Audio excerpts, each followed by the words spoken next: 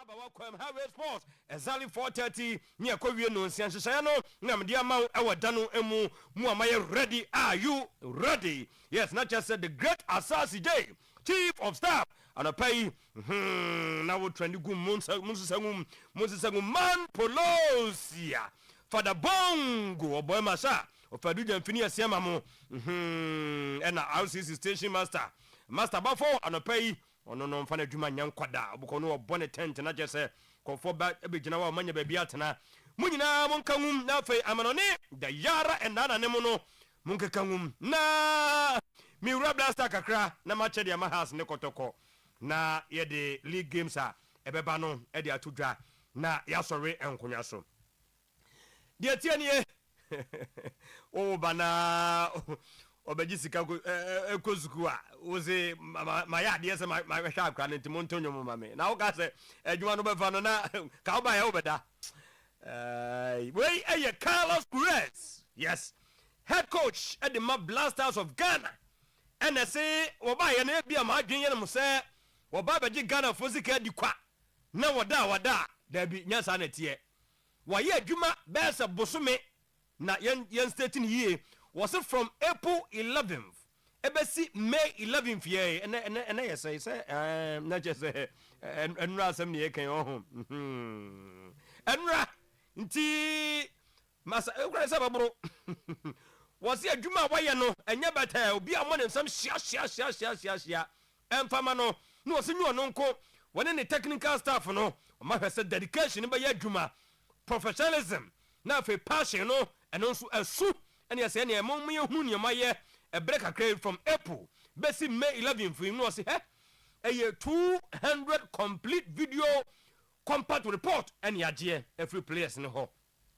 we a individual performance and yan analysis ne sa kada nya no nko 170 matches and ye da hu da suom anopa awia na no so ye analysis through live monitoring na no so ye monitor den ya fancy hwa ye wie no 30 live matches observation and also a break a from April to May 11th no and also yet to me aye yes mon komanim na ye hwai almost 75 under continuous and systematic scouting observation na just say omuguso hwe players ni bi sa omu observe omu ni nyina nso omu bae no yes best 75 players there omayo omu ho adwuma yes mon komanim me komanim no almost 30 players and a year under direct live observation. Yes, when ye detailed technical performance analysis and also omuguswa omu eye na just omawese wo menya comprehensive medical assessment.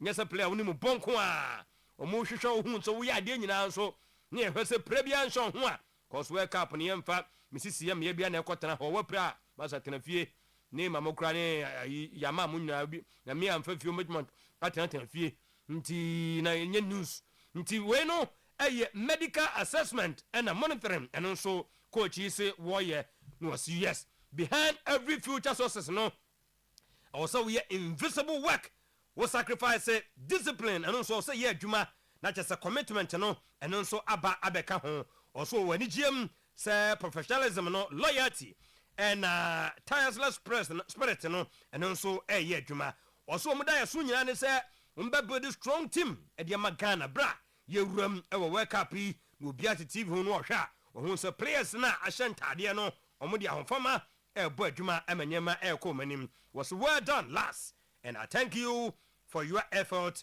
and commitment we Carlos Crush and anopay was say yemfansambo nhia no na enwachi na yede ba betu dwa se yede kaka chow se local player bi kukuro no nya world cup no kwa ato amane club ni nyina ne se FIFA na yes was player bi obawuram ewo mundia ne mu no when ye day bia no mbon ho ka $11,000 nti se local player from dia for the club nti we no dia aba anopay yede betu dwa nti asante anya bia ba hamu has die so wogidie se ono no wonya bi nti gusu bompa ye free sa bere koi Akwabini awesome see anything can happen to me tomorrow. Some of them person make canon. When you advert ma wo mo. Na me come nim makotie asamojan no say hey masa ya personal. Ya wo ha ne the local boys abefra mu.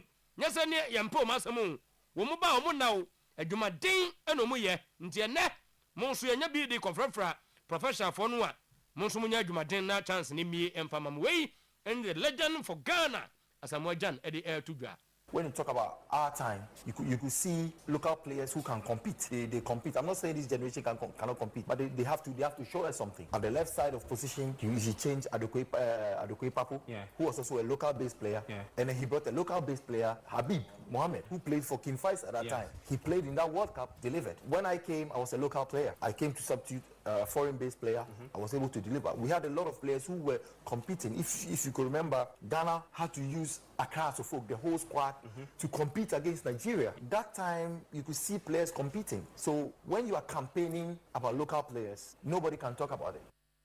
Aha, nti Asamojan and the ne breast local boys ha no mo ba camp no de no mo ye no to se basa sa bre no obi ka bia mo mu a wo kwa woni anu a wo de be kam ba be wi o blasters na ma cheche de ama house kotoko and aduana and other clubs na magusu aka wo se na watwi nko na wi ye de na chese Carlos Cruz ye hwa ni mu se who be provisional 50 months 12. Okay, so we start. Yeah, we headlines no answer. Ko amano ne o say nientia eno a referee one year penalty amayen. And it's na or kai na no Arsenal and West Ham. The CNNT the referee refused to give us that penalty.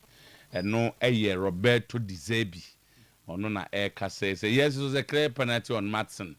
But the pressure after the West Ham Arsenal game, 200% was a foul on Raya. If you want to talk about football, Roberto Di Zerbi on VAR after Spurs versus Leeds. Yes. Also, it was a foul. So he doesn't see why the referee will not give that penalty. Jamie Carragher praises Arsenal FC's mentality. Or say Arsenal are not where they are because of luck. They fought for every moment this season. They are saying Samanosa. Now me can see my analysis for no. And here this for my Juma no mujai. The we say Samanosa. So what I say? Oh baby, no munya so de no mke kan ho. And no one the car say be one of the worst teams to have ever won the Premier League. And that there was City. For West Ham, I expected to request further explanation from the referee, a body over the controversial decision disallowing their late goal against Arsenal. West Ham, a Riena Moriano. West Ham for America Zachomano pay. Monsha so seriano. Munyanri. Cause penalty na dear. Go na dear Yanje. Say mo points no e form. The whole world we nipa mako waha. Emu aduokron watwe as the ball was a penalty was a foul on the goalkeeper. Mienu omo maka na nti ase ne se. Ebia sida ya anye. So that's another thing. So they should go and then work on why those ones were not allowed. But there was a foul. Roberto Di Zerbi 200% on Raya. I got 2 matches, no, also joining the best of all time. Premier League goalkeepers almost 20 clean sheets in a season. You know, Peter Cech, I think, had 24. And Mondi, so but third, fourth, 2020. So Raya, by God's grace, will join them. I feel so we knew we are now winning best goalkeeper. The clean sheets were top it 3 times. The Golden Gloves, Sanity, David Raya. Yes, one of the best goalkeepers in the world at the moment. Who are the top 3 best goalkeepers who we are seeing? Won't mean in film and they say. But what he has done in the year 2025, 26, best 3 who will be another number. Champions League only crowd the best clean, the best, yes, the greatest number of clean sheets this season in the Premier League. He has done that in the period. Just say Raya. Ugo foul na referee NG Sana 70. Lawyer, that's saying we are fine. We are fine. Okay, so TNT Sports Brazil say You are in a happy mood. I'm stating facts. Some of my kind say be or enter sir. Now I raise your bass. But you are happy. That's why. Yeah, I'm happy because I'm stating facts. Okay. 18 clean sheets say opa on nebium ko ba weni. Otunya mienu ka ho a. Na me adom obenya. Onya mienu ka ho a na chese say no. O reti keepers akese. Our Maba Premier League or my bomodin pa na just say Mr. Raya or Kahon. Raya Tus Raya. PSG so let's go, but they're already negotiating for William Alvarez. PSG free. The fee involved will be more than 150 million. Really? 150 million euro. Hey. Alvarez, is he there? Your supporters preach us every single week in the stadium, at home, and everywhere around the world. Cristiano Ronaldo ahead of Al Nassr versus Al Hilal game today. Also, Romario. Matisse Moreno per se or the Ronaldo Bama. There are only 4 players that play better football better than me. According to Romario, yes. Let me see if I agree with him. Pele, Maradona, Messi, and Garincha.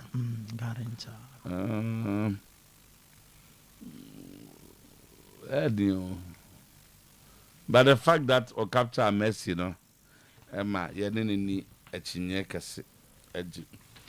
All right. You better fee Ghana, Carlos Queiroz, Blaster coach. Oh yeah, Juma. Oze. No name Cristiano Ronaldo. Okay.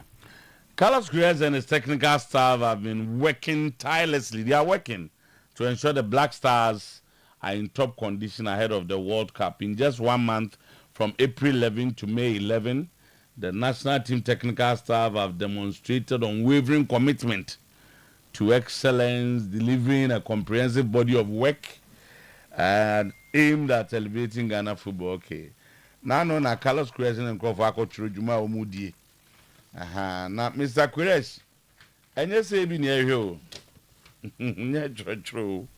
1 month, 1 mission, 1 relentless commitment to excellence. From April, okay, 200 complete video compact reports for individual performance and analysis, 170 matches analyzed through live monitoring, 30 live match observations, 75 players under continuous and systematic scouting observation, 30 players under direct live observation, detailed technical performance analysis, detailed fitness performance analysis, comprehensive medical assessments and monitoring. Be okay. And why are there? Oh man, why are there pa? Also on the atro there. Why are there? Okay, American there. Name our church go about half football we develop. But Mr. Queiroz, and yeah, we na okay, we never bo amaya. Sana na ye kind.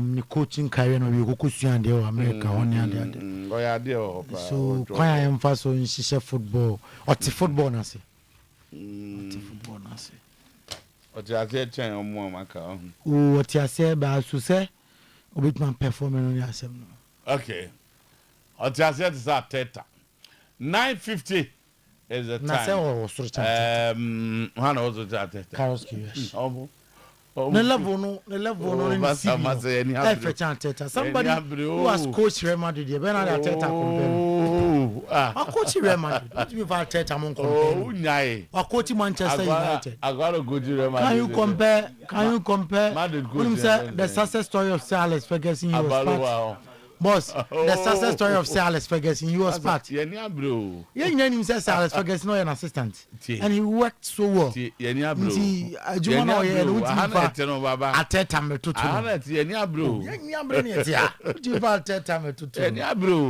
Soro Arteta Ghana coach no Soro Arteta yeah bro this is the Premier League no Champions League baba yeah bro 9:50 yeah kasa pim do Soro Arteta yeah bro boss pim okay and the kanji and magic drink water papa no penzu papa no anopai no nsuo more donyi no na di yes nsuo no ade donyi ba 27th of May and one na di begu donyi na More than training,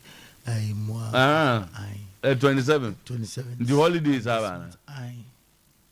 Enemy, every holiday. Mama 2 days. And it's a holiday. I said 27th. 27th. Holiday. About Wednesday. So it's our Wednesday, Luna. Okay. Oh, there. When we have what was on that. I check on 27 is any holiday. 27th. 25th na holiday. And you know, say, you said then. You know, baby. Na say holiday. That and Crophone go mo. Ida Salaki to Casio. I'm buying no campaign, more promises on my holiday. Oh, who's near buying campaign? Oh, boss. There was statutory holidays. Over calendar was a buying campaign. Then I say. Nasela, exactly to no promise. Oh, yeah, my 2 days holiday.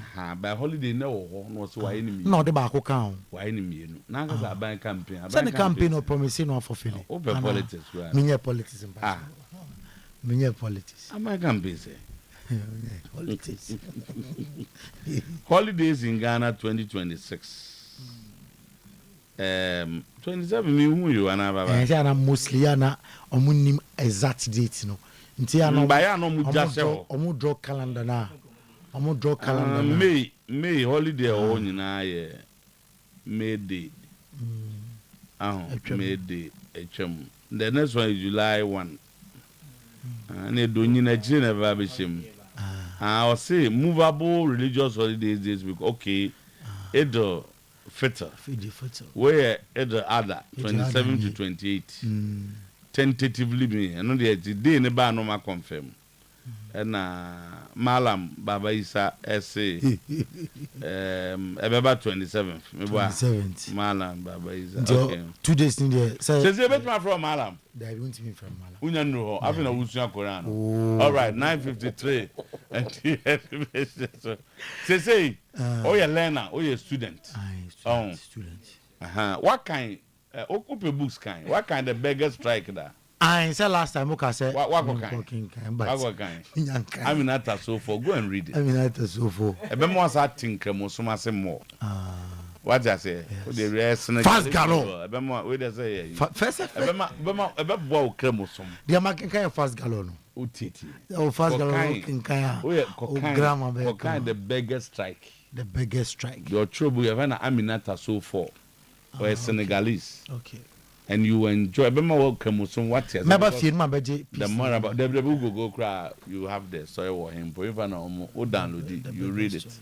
And one Baba. Boss, Yanko, ya can books over Baba. Can sports on quad, Biana sports, na Real Madrid. I don't hear you. 80 and I'll pay the boss player, Abie Quanum, a live on Oyerepa 100.7 FM. A live. Ewo Oyerepa TV Marasanson and I'll pay a Kunko Funkroso and someone. Edi adencheche someone will pay a boom from pa uncle phone crossum yet a honsam up to him and now pay and some dear doson never did this fata sa oche na utie and I yet as some walk tikitimam polybi and a woman I can show yanom I can't bono pano pay yet to a boss certain ya confirm it munina amount I would do my so on Facebook pages no I Oyerepa Radio and I say Oyerepa TV Ghana Oyerepa Radio and I say Oyerepa TV Ghana send a comment to me ba na the boss player atunobuasi akinkaning na ama said yes and said a fata nano pay message efi World Cup update live on today's sports 30 days to go for Mundia our United States of America, Canada, and USA. Now, detaining 1 month to go. Yanchester Jaudua, Ebeo team FIFA World Cup 2026. Abusiam, on say World Cup 2026. No, Medican Cacho 1 month away in United States, Canada, Mexico. Now, Esasiam, on say opening match. Ebeo June 11th. 2026 and Mexico I kick it off the legendary Azteca Stadium in Mexico City. Now Abusiam final July 19th our MetLife Stadium in New Jersey. Now venue a capacity of 82,500 and Ukomua 2025 Club World Cup final between Chelsea and Paris Saint-Germain. A team a hosting at the venue no Oko Hosting Atalanta. Ahonina a BL home FIFA use 2 types of surface for the expanded 48 nations 104 game tournament. Abusiam Ntianwa Kai Ashe Nonsom and I 2002 Ukomwa na chasanya sam ketwakra yabaka onsam ade achao 2002 in Japan and after 2022 in Qatar. Why mom and a team from 2002 up to 2022. Why mom and a team at World Cup 2002 you see Japan, Brazil, a defeated Germany 2-0 and after 2006 Germany and a hostie Italy and France about 1-1-5-3 on penalties and a ukomwa esim kunim jam aya Italy for jam 2010 in South Africa, Spain a defeated Netherlands in extra time 1-0. 2014 Brazil form and a hostie Germany a defeated Argentina 1-0 in extra time. 2018 in Russia, France a defeated Croatia 4-2 and a 2022 in Qatar, Argentina a defeated France 4-2 on penalties. And game num area 3-3 Yanwakai Arsenal still a World Cup update num Abusiam Krefatu say the largest attendance our World Cup was Maracana Stadium in Rio de Janeiro for the 1950 World Cup final. Official total 173,850 and a watch Uruguay home defeated Brazil. Yanwakai na Washington and watching William Estevao Demete HM Sadientia Enra Squadra Oko Don Carlo Ancelotti asua de baye na openinum enka squad nungina etiawa ninginam ne se wopira na ne wontimi ntore in time to join the squad and unti and 127 amfrena abusiam yadon some L2 and anopay Luis de la Fuente Nyankopon boa next Monday obende me 55 man squad for the World Cup and afi we in the final squad after 55 num diamete HM se finalist no yebe Paul Kubasi yebe Pedri Dani Omolamin Yama Ferran Torres Fermin Lopez amu a consider South places Womato on some at the from Gavi 1 Garcia at Garcia na more chances sa omberum 55 man squad and you let us mete atu anim and anopay wo Jumajeno som enough of the World Cup update 30 days to go now yanko Spain na yanim come on I was Spain anopay na Euro Studios no na yatwem come on efi Spain na Jamaica efi Brazil sesia and it's a Vinicius Junior and in a Namphobia one was Argentina Chromom and after Spain and Babio free Brazil adin come on aka at the achom say oh media mini problem bia say Jose Mourinho ebam abaya juma at the Madrid adia they say here ayo bia obetima boa na club no etimi akọ na nim entim penifom one more club no efi say ayo Jose na betimi aboa ama team no afọ ntuma perfram na fe yatima deliver why not abusuam ebejenom na fe nenom etimi aya juma and your reporter and no eka yansa anopay na se sedie Janam ho paso aye Jose Mourinho offer babia Jose Mourinho he said your chanepa because of Madrid jumanom enti ya fought ya unso no pay on the show yes celebrate Jose Mourinho unimne dada yanka kan kakra the special one Jose Mourinho best ever moment video no ya de atoso ni days with Chelsea na one Professor Vingan Tokwa anya dade ningina da so ya 26 January 1963 onim say oya Portuguese professional football manager oya former player abusuam yakesai oya juma ewo Benfica ne nickname the special one Jose Mourinho obekaya in 2015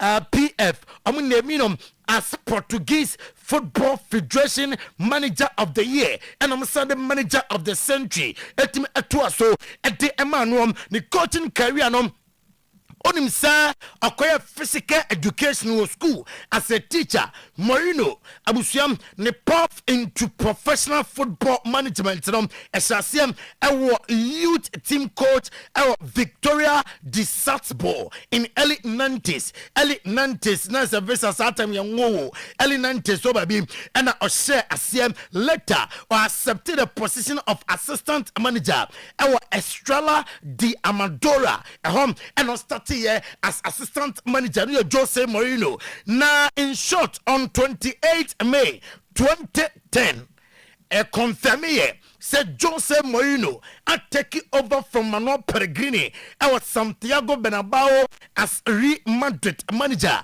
Now, on 31st May 2010, Jose Mourinho, Madrid, Edenedi, Ericheria Singina, say Oye manager, Emma Club no was saying fear 9, and Emma Madrid about the 11th manager at the club in the previous 7 years. Jose Mourinho, Abusiam Ukomwa, that's the first coach with Madrid, Oye Jumapa, and yeah, or setting up a good team, Madrid, Luka Modric, or Dombe Baye, na Madrid, on himself, or La Liga, 2011-2012 Spanish Copa del Rey 2010-2011 Supercopa de España Oye with Madrid in 2012. Now Guinness World Records nidi omo Jose Mourinho, former record holder for most points achieved in the Premier League for a season, 95 points, and youngest manager to reach 100 Champions League games, 49 years 12 days. Now I say Guinness World Records no nidi komu emra eba say the youngest manager Oswapa our 100 Champions League games, 49 years, 12 days. Most games unbeaten at home in the Premier League, or 77 fewer goals conceded in the Premier League a season. No, I consider just 15 goals. Longest football unbeaten home run by a manager for 9 years. Na Jose, enti Papa Jose, ne dekaka, and pay ya dekaka ya home. Ewo Jumadiano so I don't know. Aso sa old say na Oshaya, de Guwe, and it de Mourinho atimi I am in football. Obetimi abe rescue Madrid at the FI situation.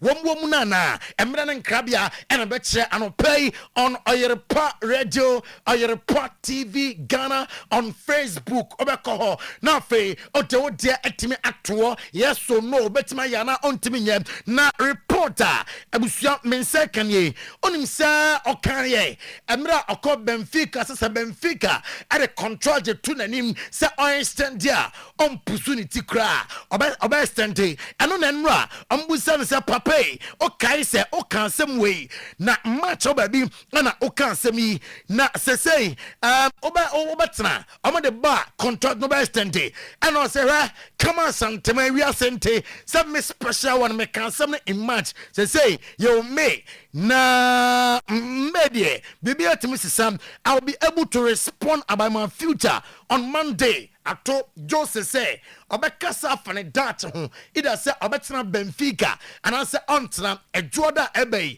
and Obetimim I can want some Tony Cruz their two jam set Madrid results woman of late na omulusu match bu okra no tifiem na Osasuna abeshano no suboni na issues what club enya about quality issues what club num na Casemiro and their two just okay days with Madrid on Luka Modric Jamfinfio and then Luka Modric afa wa piada ma Casemiro wa tuno boase wa jama Luka Modric or say emre bia obon se team nom e suffer in the game na Luka Modric akata se cast odi onya ball na piama me masa ebe magic ebe solve problem nom enkurimtie be bam entosina understanding and cohesion chemistry e wo team nom Cesc Fabregas at the atudwa say Madrid bra afi wa bra nyina the issue between Chappie Alonso and Vinicius Junior drama no enom na ama afi team no akọ Truffles Fabregas they are two jam say empempen dia juma Luis Enrique Ebonom ontimi mfa manager bia and compare Luis Enrique empempen Luis Enrique the best coach in Prempre Barca hodi Bas Parade I'm celebrate I'm La Liga nanya sam kitwa ene I'm Germany papa enra ewo chronomontain na Bas Parade ene Lamine Yamal yini Jesse akyere na odandano nina yade atu screens no so Anthony Gordon a player ewo English Premier League side Newcastle United na Jayatem say anya priority emfa ema Barcelona ningina man se sika amu kotu no Barca for some nyade sem wo metua sa sika no Paris Saint-Germain eno me catchel sa amani di Julian Alvarez ti update and pay and say amashasiem and Atletico di Madrid 18 come on already negotiations for the boy na yasika atiko for kotu around 150 million euros. Porto I made a surprise option for Robert Lewandowski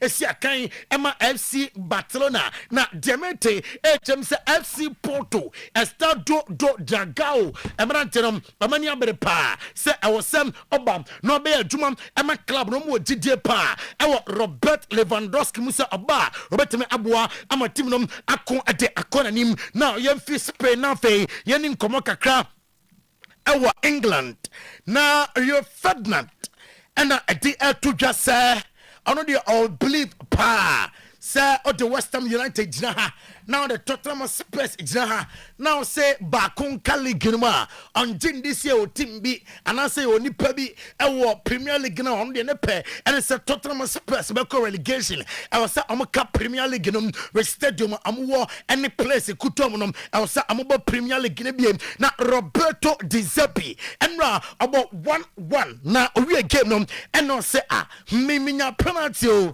na va for them as a pressure did see here between West Ham United and Arsenal who pressure and a man from Anje sa penalty them Tottenham Spurs Roberto Di Zerbi about 1-1 with Leeds United Dominic Calvert-Lewin and level the pagans for the club Matthias Ato and in your first goal and Tottenham Spurs Roberto Di Zerbi post-match interview after 1-1 with Leeds United. We didn't play calm. We wanted to win immediately without patience, but at the end I think we have to fight until the end of the season. Leeds played a good game, a true game. We hope they play like this also against West Ham in the next game, because it is right like this. Yeah, I'm sorry for the penalty we conceded, no, because Matistel scored a great game in that situation. Maybe he's very young, no, but it's not a problem for me. We show the right spirit. Na Zemekaraga eti atuja se Arsenal yenya mudeni muyebwe mentality afi mode about the Premier League and the season no enya by luck and a demo baby a mo no nemom eye performance and a demo Ian right eti atuja se Arsenal will go down as the greatest club in the history, some winning the Premier League and then the Champions League. Even on the side invincibles, no, yeah, can't a club of players we are. I'm just a double no. That's Champions League Premier League. On the side the invincibles for home. Now Kobe Manu, Abusiam, or the two just and AJ, Manchester United, no Kobe Manu, on Kobe Bia, or Manchester United and next season, Manchester United, about the trophies and I Kobe Manu Liverpool. Sir, I'm back to us with an slot, Jamie Carragher, Rias and Emra. I'm going to try him say Chappie Alonso, Abaya Juma, at the Ama Club. Enti anonsam anono yedi si na show na to us live on Oyerepa 100.7 FM live on Oyerepa TV. Na yedim komo with Apomodane Herbal Clinic. Apomodane Herbal Clinic. De bi ame come say e hono kwa wani kwa na ye oya abusia wombetu ne yade na se ama woni no entra so ni nyina mo ne se yade ne de ebeba na mo se onyo obi a obetimo tu ase yie ama wo nano ena sove bi ba se asantimantem ha de ope baby a okwa na yade adokro pa yebetimo tu ase yie ama especially wani pa de a Apomodane Herbal Clinic. Nti doctor wa ha dog good morning say bibia fine. Good morning bibia ekosobo bibia didamuye ha nti anopen so asidana na manfo de ba manfo so modasio omodase ha Mrs. Tebi pomade ewo Kronom station ho na no ka che me se no kreni na koda ba ko be 20 years o sina pane kra na yede e ba ne nchamba ka che ne se kwa Apomodane na odu Apomodane a yade no ombetu ase pane no obesina nya fi no kwa kope kanea bia obesina pane no say akrat me sina pane no secret ben any wonders ben na Apomodane for muye awrade shama me fanchi asron konfre Apomodane Herbal Center e famre obibia na me sanso chia NST dodo na friend tena in fact awrade nyankopon shani papa oye awareness awrade nyankopon insure baby obia na de tie ne se adanse de ba na e ba se de ahyase na meka no na sisi ene Kronom for misi ho sisi na omabo ajeso adentia madam na o kana asem in fact na kra no te se omude ne free sehwe ene de ebre no akra na hojo akra no obuade na nadwuma yen so de efe na nansem wona se osina pane kra wontimi nya de ensina na in fact omutemenka ema omuba Apomodane Herbal Center ewrade adom ewrade nyakopon na meso adura onom ye no ene otimi sina pane ne kama ipa na kasem wona nanin eye pressure eti ene eye pressure bia owo nani so enam eye medupa a medeman enum ye nti eye pressure net me de efne ne so de amano eti se obi tie mi na se ono so ne de no eye pressure he wo pamade na se untimi ensina pane a pentem yentem ne bra Apomodane Herbal Center you so fly soldiers for kwan so opposite Assemblies of God me pacho yente location ye you so fly soldiers for kwan so opposite Assemblies of God ehone de yo baby ofri baby a udo so besi so fly soldiers for kwan so opposite Assemblies of God ehone o gina boys see a ne bra yen akache na membo 0551 09 89 61 0551 09 89 61 it is obi tiem na se wose ne de no eye pressure ankasa ne senti emontimi hunade ohu ade a na ohu na chiri agese wa ben adekode ansana watime hu adekode ya na so watime asina pane obo no agese ohye ahweniwa aye friend spectacles ansana watime de ehunade enu ti se utiem a wadaroma pentem ne ntem ne bra Apomodane Herbal Center aye location ye so fly soldiers for kwan so opposite Assemblies of God ba yebebo awrade nyakopon benam ye so adura de be mo na yebemo adura obenom tie ne ye yemu adura de begu ani so tie oba na so de adura de gu ani so ba me Dr. Meji na me de gu me dasbin mu na ma kiro se edupa eye de onom amana kwakofa ntum na wurawura ani ntwenimu in order say ebema high sense of vision etuba mabo mo adura amoanom amwani a eyoya wani a eye cataract wani a eye ete wani a eye ebo wani a eye eye pressure wani a eye glaucoma no ne nyina timefri ho e de amagina boyisi a 0551 0551 09 09 89 61 0551 0551 09 61 according to survey bi I want to say Ghana ha ope yade mamamfo ani fira pa na ma omani no enhu ade yi a cataract that is 54.5% and glaucoma no 19.4%. Now it is also believed say ya ba mo maso ya mo pomuden ho ne de sa ya de we mu no mo fa ne say contomere case me body se die me body se die me body se cheche mu Now, cities believe 160,000 people and are affected cataract, primarily in a year.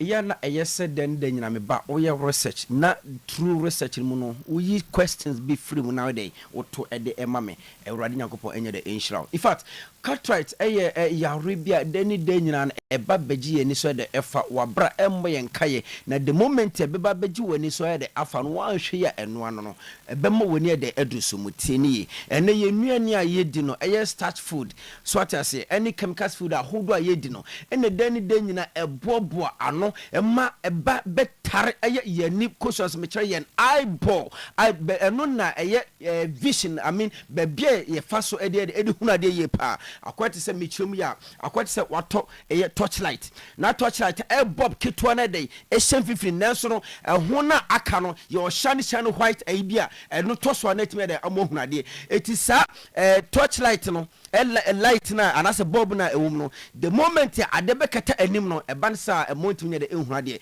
sa na katota esify de eti den nya starch food na yedin eno ne babe kata yen eyeball baby edi hunade no eti eba sa obonse emontum ne de ehunu ade bi bosa na ade white no ababaji wani so na de afa wan hwe a ebe cover so nyina enti so bi tie me no se na se wose ne de katota a ete okwakoy operation onya tie ne pa so okwakoy operation ja esa operation for ahodo de eba menchen eba ema memomu adrupa enom ema da katota nyina de efro no edmomu eti se utiem na se ode ne katota oba meboa ewrade be fam so ama adura me de be ma no ebeboa ma ebe rezi ebe pepa anase ebe yi katota bi ede free woni so ede ma kai ne tie ne se you so fly apom di na eba center you so fly soldiers for kwan so opposite Assemblies of God tienie pa opposite Assemblies of God soldiers for kwan so fly dinamo is 0551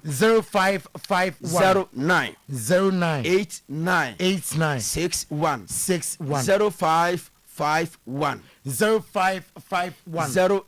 09 89 61 the patronal busana de teno no onim say the National Eye Care Unit in Ghana through support of International Agency for Prevention of Blindness omo aye study bia omo chem in 2003 say you ani bi owa ya na do na say akwadworo ani we dia akwadworo aso ohwe pa no ohwe baby sa yade na yade e komo manfo bi unu so we dia o yade we dia do bia ni ho yesa ensa a study nature say etimisa na apomoden mo so mo maso e ho no bi ho a ne ba ni o akra no kra nani ba ko hwe baby yes lazy eye aso ohwe ha asena ni hwe o ba mo ho a mutumi tu sa yade na sifi akra no so na nyina fro eno no ye fa on se pina kan se me hwe me baby sa na mosia na ye ka no in fact se den nyina wani no anye stable a on se nipa ni no ye ni kosua no to da ye na ewrane so ata se ekoba irritate se otimi hwe so otimi hwe from otimi hwe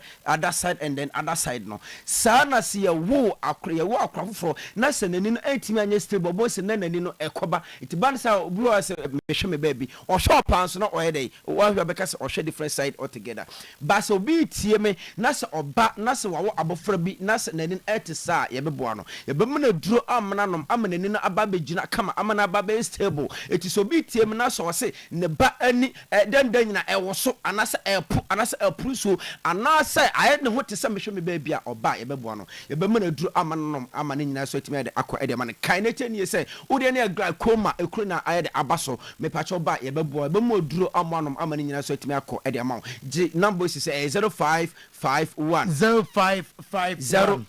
09 89 61 0551 09 89 61 it is a pressure and glaucoma and also oba ebebo moduro na ka se aduro ne yemfa nwu ani so tieni ye pa ye bemo duro no amoanom na wurowuro wani ntun na atimi aye djuma esene de efata enya no ko se obi tiem na ose ne die no wada tieni ye pa se osisi ne ya eno so oba ye bemo duro amoanom amani nyina atimi akọ ede ama obo so ose ne die no eye stroke eno so oba ye bemo duro amoanom pressure tieni ye pressure your low pressure and then high pressure eno so se utiemi abra menkonko no maduro bia menkonko boka foforo bia oba ya pomden he ba sante ya kache ana ya so ya beboa ye bemo mo duro amwanom amani nyina timi afuru ho e de amagina mo say 0551 0551 09 89 61 odianya diabetes and so oba ba mo duro amwanom ama sugar level bi e wo ni pedome ni nyina timi abanoma 0551 09 61 oye bema odo brada nko a me pacho oba no se bebo ba mo duro amwanom me de memo bi na wo de begu techemase na aboa ma obema sem so atimi agene afa ne tuma pa dey efra ewra nyakopon sha doctor sem fra no a me kwehwe obi biara obetu anamo obeba kai se yaso ye no so fly so just for kwan so opposite Assemblies of God jina boy last number 0551 0551 09 89 61 ewra nyakopon sha Monkwa promoting ho na onsa aniyade na mamo pink eye ni ade ni nyina obeyi de afio nti de si show no etoa so na mum ye dan ho sima bi abai ba ye beto show no so yentoa so emamo mimi twa me ho taw we ba legend etiadwa so keep your messages coming na yenkenkan nyina mfama panel no etwa me ho hia ye ba abetoa so abusuanya nsuo bia na yensuo akọwe nsuo yetie ya ene wote kokko so cry ka chose gold apie ha ye ba betu ya say ya destroy everything and until nsuo ya anom de friends kangen sanse no ene binom anom mu dia danse se eyensuo ana ye duro mama ye hunu asede kana wonsuo bi mu no masa no odin tu hia ade bi friends alkaline ekoni padua mu a abusua wo dada adwabo bi a wo kwa ase no okona wuntime guarantee a oka na fa bigum na fa ko wo fie wo office ba bia enye kangen me kana sa ye ko ene mere okasai edie Pakik Stadium ebi ho Ashton so ankwa hene ho no mo obenya bi e ho enomo Bremanfo no Monkotafuni Road abawa route ne junction so a mo obenya e bra wo frɛ 0241 449191 0507 379474 no bo modern enya kanjin supani bi atumi anom wanum supa ho to wo ye adwumaden akaba bia odi sika na be kwa akoto mempa bibia fansa disconjoy na je se me mama bra me mogya ni ne manya kakra me dia beto no no me ba be yi a na ye me kobra ka okra ye kasa kra nyefe na wo kobosum twe a kwane ye fa so ateti wo mo no wo pie kra ne kasa na di share first no e mo ho me kasa oh da bi ma me fa sika no mo emra megu wo no mo wo kwa koyi a network at course bia no ye nka bi emfa nchro nti wo konso a tienshyɛ nam de tu dwa no na hunu sɛ ɛyɛ daakye asam ɛna meka ho asɛmi yɛwɔ current accounts savings nkɔso susu kidi accounts ɛna fixed deposit yɛwe ne saa no yɛse nkɔso susu loan momra megye transport loan ɛda hɔ twɛ mo microfinance and SME loans ɛda hɔ salary loan and advance ɛno nso bra bosome nso na ho kyekyerewa bowura hɔ dafei yɛmmɔda ho mfama na nyama nyina nkɔ yie commercial loan and overdraft ɛno da hɔ bonanza loan social loan marriage and funeral and sorry kwa de ya na ye mra mo ho asori kufuzu a ni pesu mu beto kwara shinkakra na wo pebia atratra so dan mu a na no so wote wo da bi ankobo busia wo bia ho bra bosomtwe ho no mo na nyama nkoye agriculture loan and nso eda ho ya wie ne sa no ne abaye electronic banking USSD obobo *992# no abo Ghana Pay, Nedem Kukro, Agency Banking, Local Transfer, Foreign Money Transfer. When you know, head office Makayo say a wo contrase, Nemom, a bibo Nanwa, wa Tonso go, Menchumbaha, Kohodiano, Share Cronoa, Jachiko Kufu, Hansuna Trade, a Henma Cocobain, a Junasi, a Buaquato Subocro, a Puto Damazi, a Binchi Market, a Fekobi, number 0508 642705 0322 098078 no nya bosomtwe Community Bank PLC na ahwe ediabom baby obia eko akogi nupa no Amen Scientific Hospital ye bomodin atwatch no ewo Kumasi Atwematachiman off of Fossil Road kwada so kwantempona ekono hosam ena mekan na abekono na kukudam anintre egu honomo yade ne de dos go betimi de abriwane so wasimu base num was specialize na yekura 24 different certified medication yade ko sa yade American wasam say stroke no nto ye den stroke ne beko infertility no ebeko chronic diseases no ni nyina no ebeko bomodin na ko na so yesanse West Africa de yagina tum say ono na science kwanso wonam heba so eko ho ansan de ma wo inche boga wa baby ani Accra Takrade Tamale ate bubu ni nyina nso no me no ka say edie enkoko sunyane ho sahwidabi so hohoi 0277 001234 0241 367449 na nyama nyina akoyie abusua tie ne yie maka cho se yenu anu amoye tiktok no phone no wo hia de ne ho odin nya phone bia de koyo nipa mu wo nya baby pa caption bia ka betwa kukuro na batira dum na Infinix or 70 no enye bida de ma boys nipa no eye sleek design na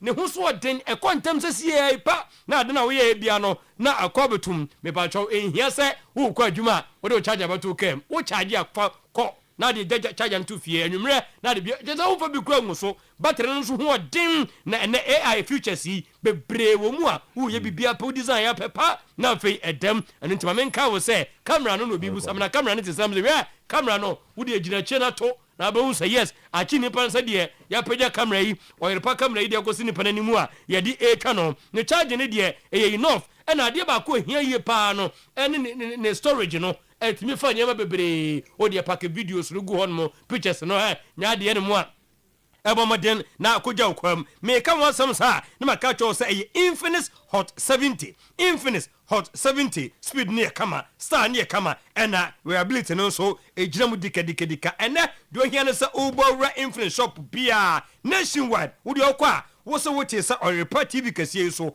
ye di Infinix Hot 70 series no ye di ho dance ye de a kire wo fast smart and also powerful se sie kopabi na de odi aseda ne ba ha ne ma no aka me sampa maboa am onya phone papa timakura me se wo ye tiktoker wo hia phone bia se Infinix Hot 70 obi aso agu so na wo kwakope phone de na akwaje okwam eno na mekamfo e de ama wo wie pa ya abowura bash digital satellite se entifu no apejafo no mo me se leaks ni twamu a wake up ne ewuro ma wie eno ntinkofo kwa game center hotel guest house restaurant individual ye wie ne sa wie pa na ye package bi to say decoder installation door to door so na decoder recharging affordable package home service ni nyina no ye be ye edi amaw ye tubrika akọ abrepo junction ship mu no a wo kwa na afi kotoko junction ho no mo wo ko hu no ni nyina mu no 0556 287757 0556 287757 no afra bash na obomaden etimi abesomo sentia ka no enam a obia to ogunu so a wo pa duro ni bia to no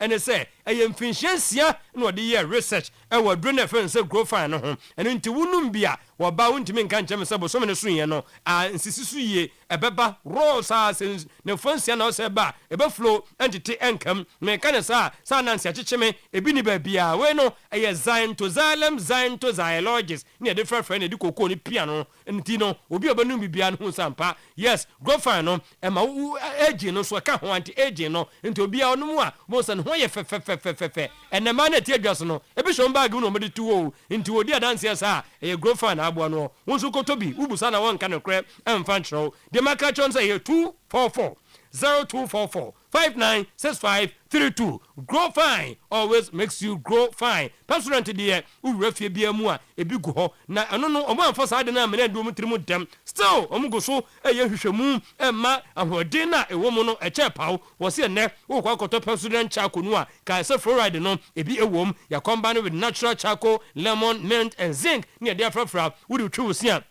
emmomaden na fei pai wo sini fita emproteto gam no na nyama nyina enkoyie na fe nkonkonene no enyi enko wo wie ne sa no na mo am behia president herbal toothpaste no eno so de kai say ye the unique blend bit say green tea and herbal extract and the afrafra say momodem na fe eno so amonum and halitosis no ebeyi ade afro na aka say go bi so a onya de a wo besuro with president abi small matters the boss player edeba na yaba part 2 no eye ABA herbal medical culture so krom hade konfo ya ntese na nasia ono wonko aginansa no abua wa campo eburo nyina wo free also ba shante no wasabeje aboso se ni hu yade party se ete sanso na cataract se show weekend why mre ya ma de boss apena wo da hypertension stroke prostate no ejejo at the age of 50 na kan sa kidney ho nsambɛn ɛne aka cho hospital amase se de hubu akra abɔ mamaden fa ko ABA heba center doctor so for 3 days no obeyi ade afiri ho no mo yekopiem ɛwɔ Kumase adwuna se behind main market one mo a mo so amodo ma henkro no ye ben Ebenezer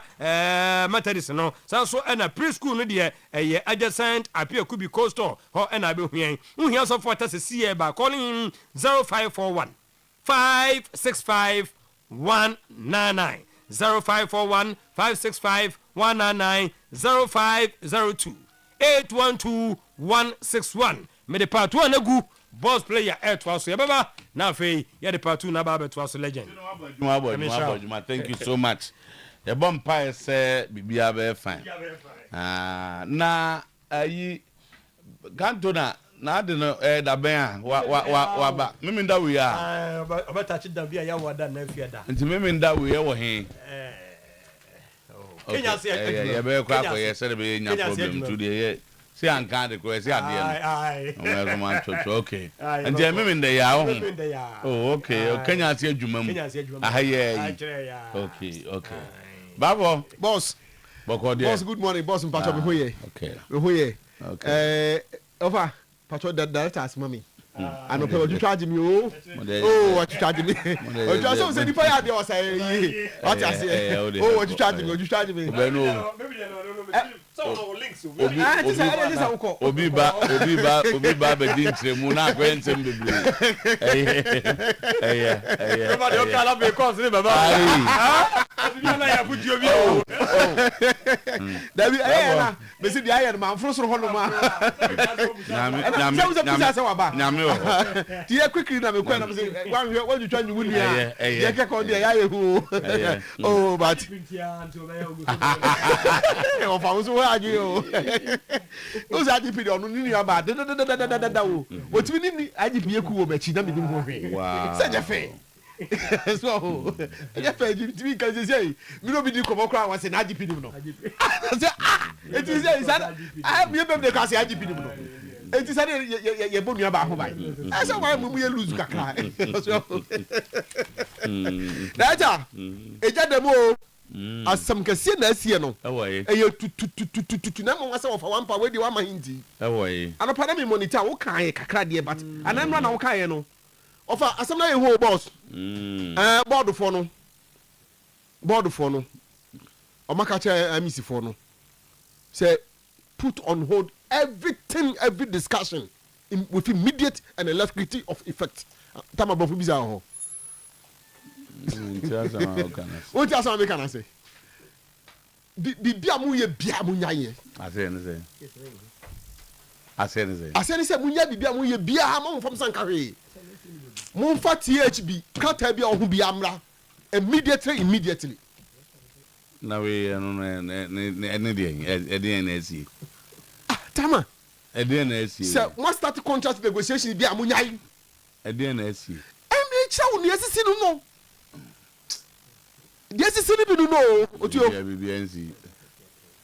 BBNC oh na no pe want to say yes so far I'm see for by na 24th 25th 26th 24th 25th 26th but you buy na 31st 2 months na nkoye I mean someone Kenya mentias still oh time and I don't see we don't see send them mentias me hu as we say what the sports media the biana yama and some no when you inherit an administration say when we are bored people are doing the day-to-day running. So when you ask them to put everything on hold, what is the meaning of that? Momo, the team shouldn't play football. My team didn't go training. What's the meaning of putting everything on hold? Now can put everything on hold. Everything means everything. So what is everything? What is everything? What's the meaning of put everything on hold? Didn't make us a mentiasi. Because when all sponsorship of course that is normal and yet strange obia baby asem no one na offer no of story no e say ade no omo nkata mu report omo de ba ma wo. No. When you demand something, say it's almost so go through Omande enti stage na yedru no. You be see who all sponsorship. You be see what is the news in the it? masters so mo yeso munyai. Because now we have taken over. Before Krabeka Omunyai no, the omo ye bia they need to report to you. So what is the news in this? Reporting to you and I was going back to sports media. Difference kakra wo mu. Say wo ka say jai. Any say be report ma me na be o do you take over ni for those who do not understand. Those who I say we dey me na ni mo ba fi kwa de nyefe. Kotoko mensia. Aha ta ma wo mu nie. Mensia enana IMC report mom. Now they report to these people. Yes.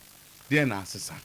Said the mensia betimi aka say don't friends renew every sponsorship. Sa no betimi aka trom. So me pese me hu de news o manti no eja to bi. Asa man kasa woni me. The news wo mu ni say, the news wo mu ni say. One, almost say contract bi amoba e mo san bi amofamra. Because it's normal, we have to know. Two. THB no so before that the omo kan they were doing that to mention. Almost a contractor. No so mo kokko chichim ko busa permission to execute. Enti at the corner no omo ye me hu de asie o. Ye ko busa IMC for no problem nyina ne say. Omo problem. Omo say omo be handing over no to their janti. We na mo je no bit and pieces no. As obi person otutu omo sra ni abasa. Ene say no. David. The difference is that enye se wo wie na afi no oba. There's a difference. So we season na afi na appointing for France me handing over. Yet here they also planning for next season. That is the board. Of course. And ebia obi the sponsorship proposal about kits. So you hu de momo so we can even compare. Tama, Mate ye be kwa ba. Be dey say nya de bia ja na ba bia minia.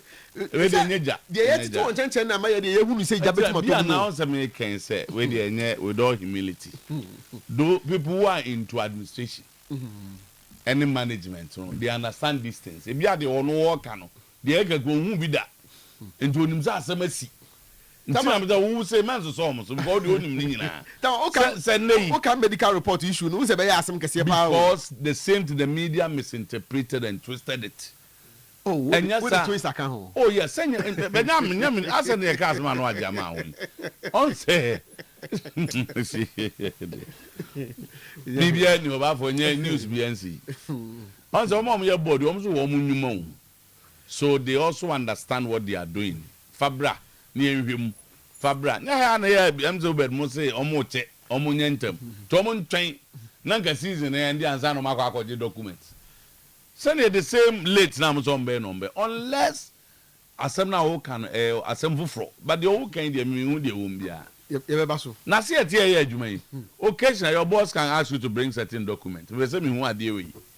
Eno just say ejabe to be. Say a continuous assessment. And we mo so ma ba de omo here mo representing here now. So I'm say a continuous assessment ni bia. Yo. Assembly. Yo. We have done a broader push in 30 days. What has this assembly? And some na kukuru ba no why the light is out no. Why no what would try the to form no problem. But here they tell about can be. Oh yes. Say yes you man no. So me. Yeah, you man. Yes you HMB.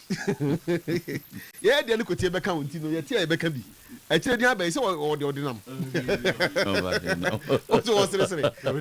Okra na kase bomb one or the Mam nya dey asim. Carlos Correa say there has been a broader push in 30 days. Okay. 30 days na mo dey mama 30 days pe by Juma also dey aye no. Enya asem ke 20 or report ama Ghana for nyina anti ye ba ye de no eno so be ba na ye na nkakra kan say ye kwa no. FIFA ranking will expose you if you don't stop listening to the sycophants. The free tackles Ketokriku. Nti eno so sisa de wunu nan say wo kasa wo aden de no wunu de no wate ye ko wake up o me aso nwie ne mfa wake up o ma a peace of mind ne mfa ko wake up ye ko bana so beta ka no atakre isi de ye ko wake up nti ye sere no wonya won to ne bo George mo chushi o fa na numu e mo chushi won ya wake up an wo ya ko ba Ajene Jamele. Oh, nyina idea wajim. Let's say. Tama, we are going for 1 point from Takwa. Bashir Hayford. The target is also no. Don't buy for buying sake. Global chairman Shaman Solo advises the new board. Tama ya buy no so your voice ho baba mo bia tie bi. No bia tie de ekoso no. Don't buy for buying sake. Yeah. And so I said no obi a wo trouble for man for inquire ko treasure say don't buy for buying sake say. Yanya sa to sim say wo to announce wo to sa. Na no matter so mo to visa. Oh, say me bi de omo ye hunda da na ye de kan de chene betimesi. Okay. Nti no. Eno ni asem. That's. Na wie. Like to. Na wie amanfo aba. So to. Na so bi aboko de.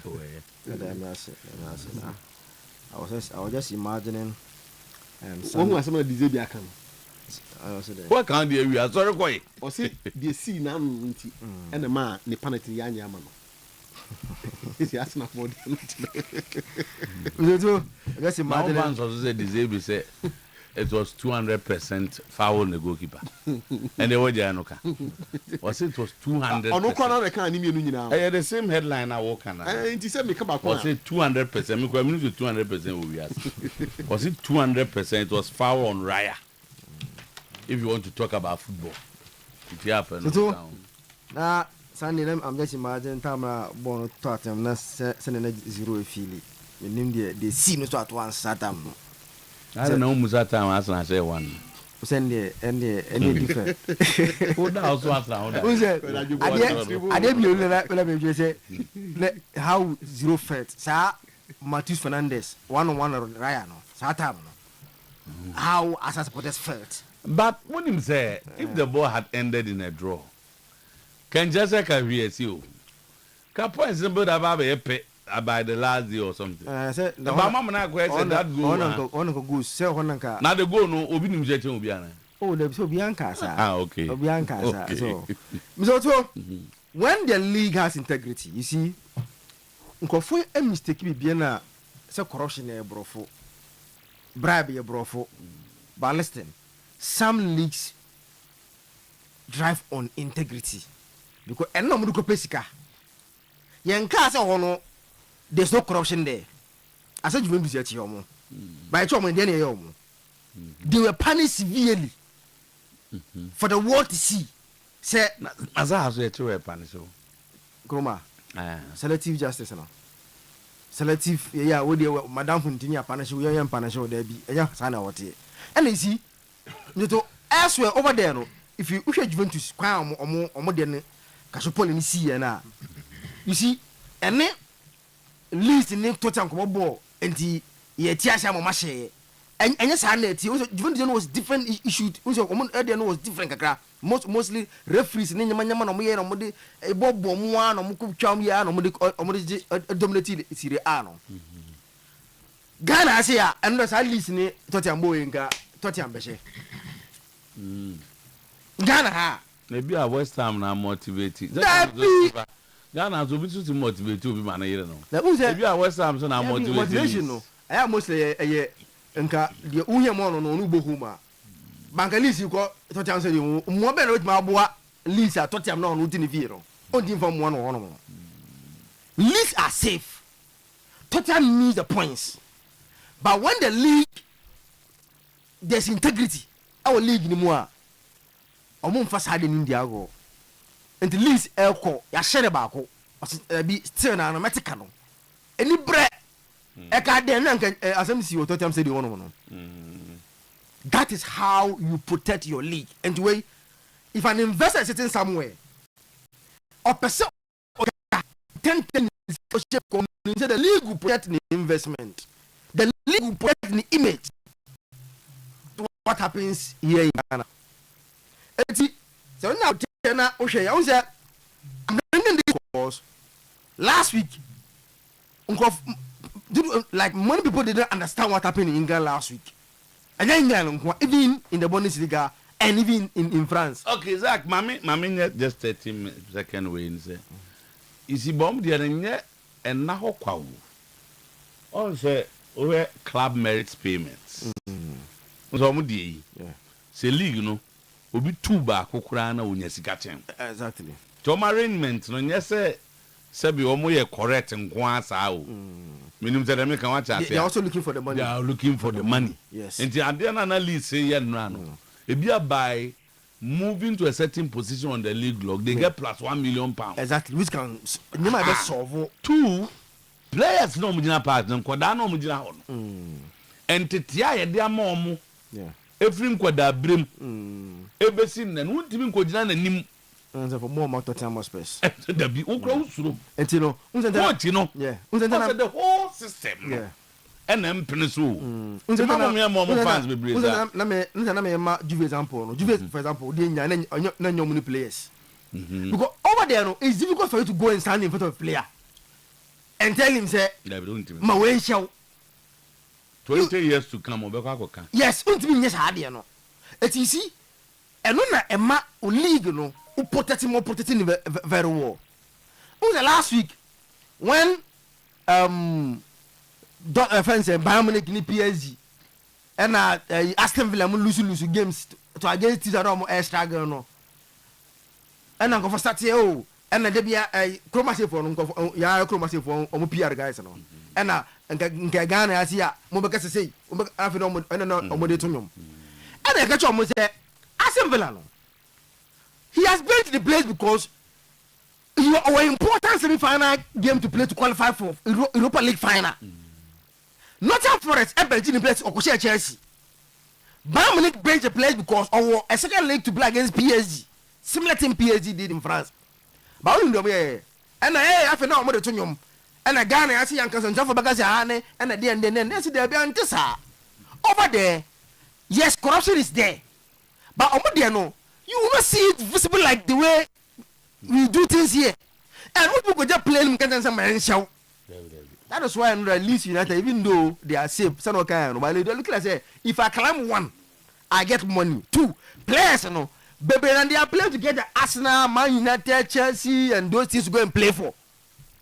It's one good judge, no. It's another. It was a very good game. Tottenham. Say now, next game, yeah, change it. Yeah, how they play, he's changed it totally. See, next week, Omoko Chelsea. Now, West Ham Newcastle United. Still, the battle is on because Omunya are too difficult away games to play. We will see how the team. Into question, UEFA for Aqua appointed Daniel Sibet. So, only could the Champions League final between Arsenal and Paris Saint-Germain. PSG from Omkuko Apai. Omsakwano. I saw say like he's almost like an Arsenal fan. No, combine 11 Arsenal one page. Now we referee with my. Almost say Omushen the Subaya. I saw yes say so the Arsenal Beshe. That is number one. The almost the Osasu here na me Arsenal PSG. On the same final game no. 1-0 no. Almost see Simeone Mantelin a penalty. Referee is one J. It's almost Daniel Seabet near or our Emirates. Omunim why you far appoint him. It's like it's a conspiracy and you be so prominent trophy the Arsenal for. When you make a PSG for the commerce. Say a referee he generated controversy in a semi-final game he handled between Arsenal involved. Oh, I'm because of more. But they are raising concerns. They say UEFA are being biased. UEFA Ashada. And I'm somebody trophy the Arsenal. So Daniel Sibe is a German. Yes, he's a German referee. Oh, okay. Sports scientist, a teacher, FIFA referee since 2015, Bundesliga referee since 2012. Yeah. UEFA elite category referee. He handles major European matches. Okay. Where are the UEFA European Championship matches? UEFA Champions League games, yes. Major Bundesliga fixtures, international final, knockout matches. Yes. Okay. You know. Where are they? Yeah, they happen. Oh, experience. And it's on the Arsenal match. Arsenal wins. Wow. No. All the Arsenal games is involved here, and Arsenal have good on your good scorer. They have the on your good. Now, what is it? No, say be a bit my just by luck. nam je say ho ye nye say ye mpe referee no but o say areas question say they see hana ye we wa no say omo they are more voice as their frustration why na e kasa no emo anam supporters no okay na we cry obi ehun bi o ba bi enya man you foi na agosho ma ji say why there were so obviously that no the oye PhD money artist command no penalty na wan je no ebi ko si no wan je asase wan nya penalty almost artist command for nya penalty bi nya penalty there ai we there no Griezmann incident no because say akwana eho anka Gebre na say mo na mo ka o say akwana anka Gebre no wo hu ni say wo no anka no we are see we no anka Gebre but he dramatized and the referee no ba wa me kan how mam I mean here it's a period in so ultimate carry forward be kan so see in just idea with TB who hear that hey my you for yonko Saudi kakra na morning checking there you know gamaji aji asna nye ba kokura da asna ji bi da fe e ho against no say referee nyom so mpe o bounce a through this stage because of the new UEFA coefficient, and I think it says our country new final, you should be very, very happy. They be that should be with me. I could defeat. Now points be I abo anu egu hona ma try ye now wait me na qualification. And now, exactly. And now when you look at the English Premier League, the fight for the top four, no, heading crowds will be battle for competition, you know. Because that's now for them to team na pick here. So it would take something massive. Never pay more you or free top for them. A similar story with Manchester City. Liverpool, was a bit surprising there. But Liverpool so share almost only changes. So they are left back and right back only changes. Coach decided to send a front trainer or also send the dynamics. And Nina caused some cracks in the Liverpool setup. And now Nanu Kradom did Diogo Jota, so I can't read and even the exit of Luis Diaz near a whole lot of issues. And you say if your top four no better, you say Chelsea for better now, they will go in for a competent coach that can bring the best out of their players. We are United, we are Chelsea fan, we will be say if your team go final. Yeah, it's all to me bumpire. It is a Europa League team CB so Vela and Conference League policy. You should also be hoping that they can do well, so that at the end of the day, no matter more points. That chance empty. That chance empty. We need to be if you have a top baby, England for slaughter no aso be ese. Ntiana ni nyina ho nya. So then to say 3 eyes on my establishment one that. 3 eyes on no afa mo mo. Okay. Maybe I also feel na wo. Obeda kasa o. Hey. Na da chi bi no. Aso akọ. Atwenya Jonas so. Yeah, necessary pa. Otuo. Ana Safwaya de bi also omoba against Al Hilal. Na minim da bi betimi apie mo kro. Mi to hwa de. Omo stadium on omo de omo ntade na gugu ho. Se omo pese supporters nearby on Shantadi and on painted stadium or yellow. Then I'm also be a comment saying you krum ha ka stadium staff for na anka sakura best and ne gomba start you to get category na ticketing chromo chrono na we say nipa mi no be bokro no it said man represent and obi see stadium staff for the crank e be duru ono na ko o mas gas sa ada o kwabra di be ko stadium hotel obesi stadium hotel supporters na ba akoko obesi sabe for abum of course it's say free order go to now obeti bi so this is what they are doing and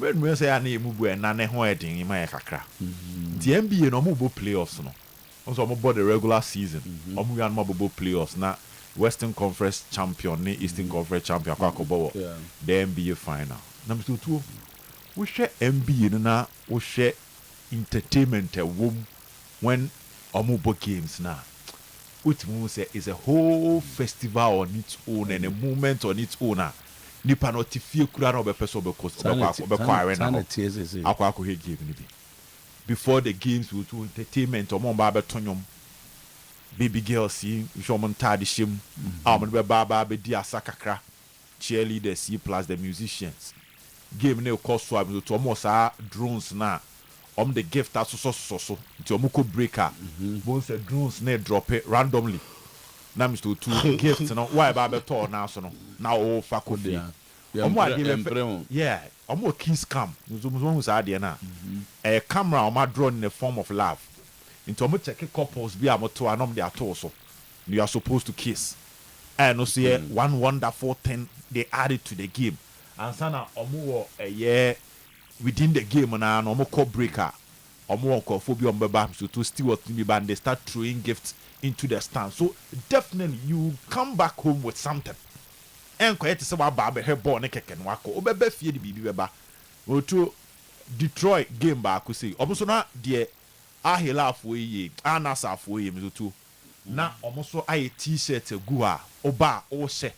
Now they are making the environment colorful. T-shirt in your sponsors crowd room. Into I say many sponsors na I know my t-shirt. So the kiss cam, yeah, is a camera feature. Good. Used as sports games, concerts, and big events where the stadium screen shows couples or friends in a crowd and encourages them to kiss. The camera not Tomoso. Now more kiss, yeah.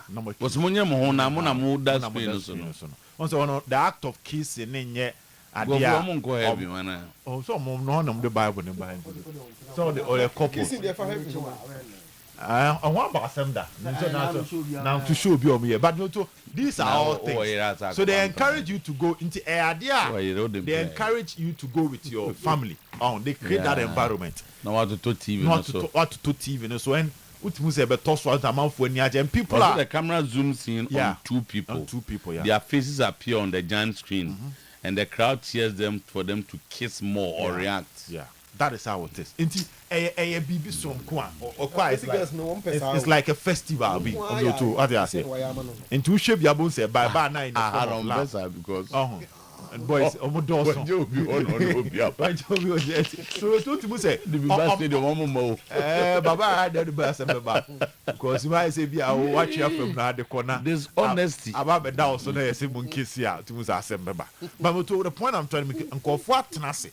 And they plan the games like an event. They plan. Oh, into Mbakeke. I'm out for a Saudi for in a too. Into quite the other picture. My in several games. I'm about to bet 2 and near her side on a yellow. And sponsors or money or more year. And more printing tadiano. So check it cameras ne koto. Now also product in it that's any public being or montadium. A bit in tadian be coffee aqua. A form of marketing your product. Different angles and different part of the city. The sponsors fall in love with this. Inti, do baby away from we are 1, we are 2. No, how they manage to attract people to the stadium. No, is something we must also discuss. You start from one place, you start from somewhere, and you get there. So the stadium experience should be something about you. You should need the stadium experience. I say Sunday Durubra Hebo Uya Kofi. Shane Kahon, into Bona Nefa, Unya Bibia de Kahon de Akon. Jebeha, Anna Sane Ahela game is a big game. Ronaldo Peso J. The Saudi Pro League, you know. Jebeha, whether this game with me pushing to that particular level. So to Embra Europe Kakra. Now, and a moon say, Julian Alvarez. Sikan na Uyemasho Kakra. 150. Yes. No, I Sikan, but Alvarez now. What is the bossa now? Me, okay. There are a lot of plaudits about him, but me not convinced that he's there. Okay. Honestly, I may be wrong, but it's a 150 for Alvarez. One thing in economics, yes, sir. When you need no, sir. Oh, Alvarez around 26, if I'm not wrong. There's all city, no, a very young. Oh, city for some fan directly from Argentina and buy. No, sir. Also in the cons, no demand and supply, no market forces. Yeah, when the demand is high and the supply is lower, the cost will increase. Cost never cost. When the supply is high and the demand is lower, the traders are forced to reduce the cost so that they can win the heart of the customers. The emphasis said, ECG light. Now you see the whole Ghana nipa ba ko pen ton. Uduru abo bi obetimi abo ko nipa gu no so wan to bi beto. Ba se abu na mo ton kra no emba hyewa. Oto wa no mo tetete to mo bo so. The issue of demand and supply. Now when it comes to the football market, one particular department, demand and supply. The demand is high, but the supply is low. Number 9 for top players, to be precise.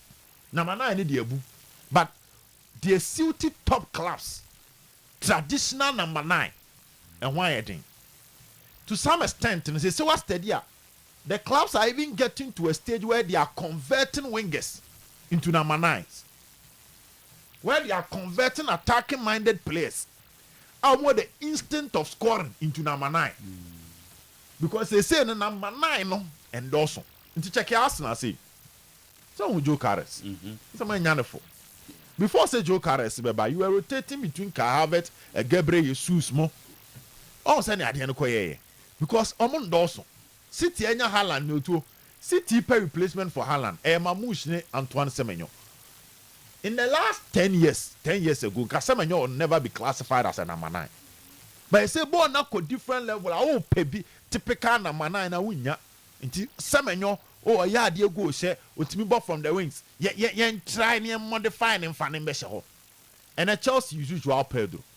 Check it from Drogba and Nelka. Even Fernando Torres scroll by well who so. Not sure must start not compared to Joao Pedro. Or a player with me about all the positions up front. On your typical center forward without presence, without aura and finishing. And a Barcelona, Robert Lewandowski, faded out. Ferran Torres no more using as the number 9. The question again is Ferran Torres or Manchester City. Pep Guardiola could find as a winger, but Omuno no more modifying Nababesha number 9. So Oscar across. Now here the major teams are. And check Madrid, killing Mbappe in the bon number 9.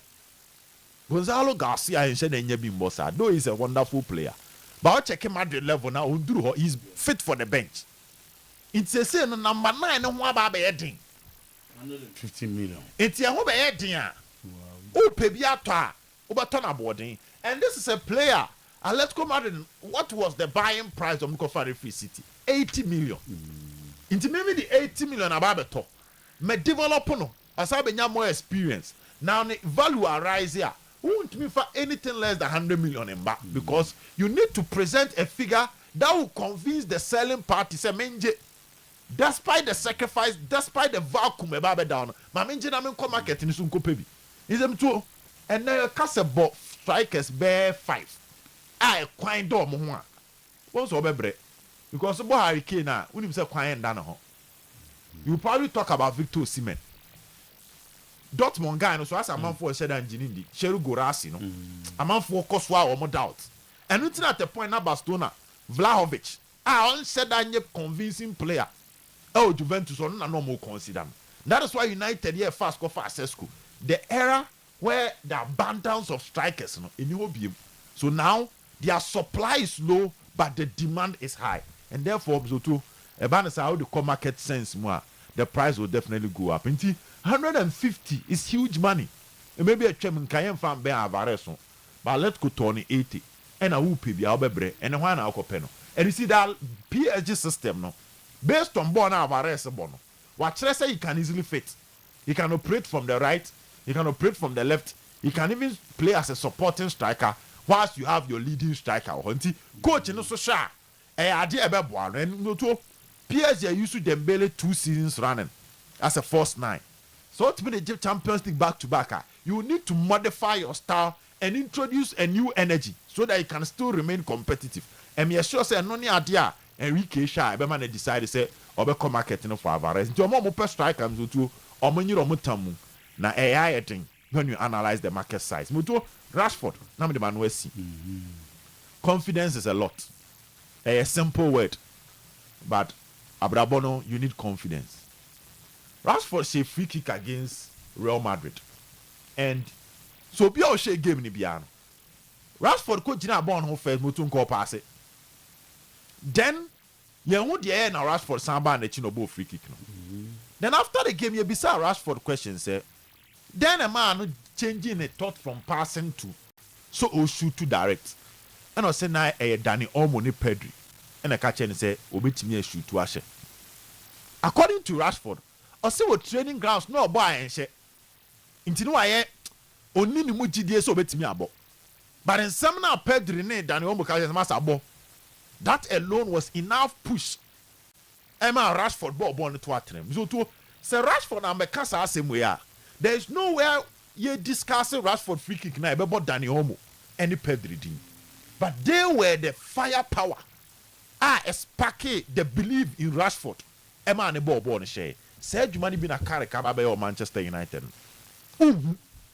But or the confidence for Fraba United boys no. And also confidence in your idea me analyze it because it's psychological. Into young can't I'm one factor into the equation. Fam bag communum.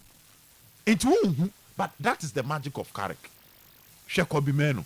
Bruno Fernandes was doing well, but now look at Bruno. Moto check Casemiro the oye.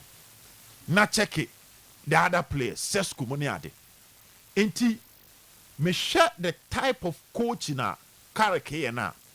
Should in case Barcelona even decide not to renew or buy Rashford, he can come back to Manchester United and the star of Carrick, Carrick star, no, because I see Carrick as somebody. Thank you. That is exactly what. Whether Manchester he wants United to go back is the issue. That is a different issue. But confidence matters, especially when you be no Judy. No case will push you to the next level. There's a coach back on his comments and my boys living our doubts in their talent.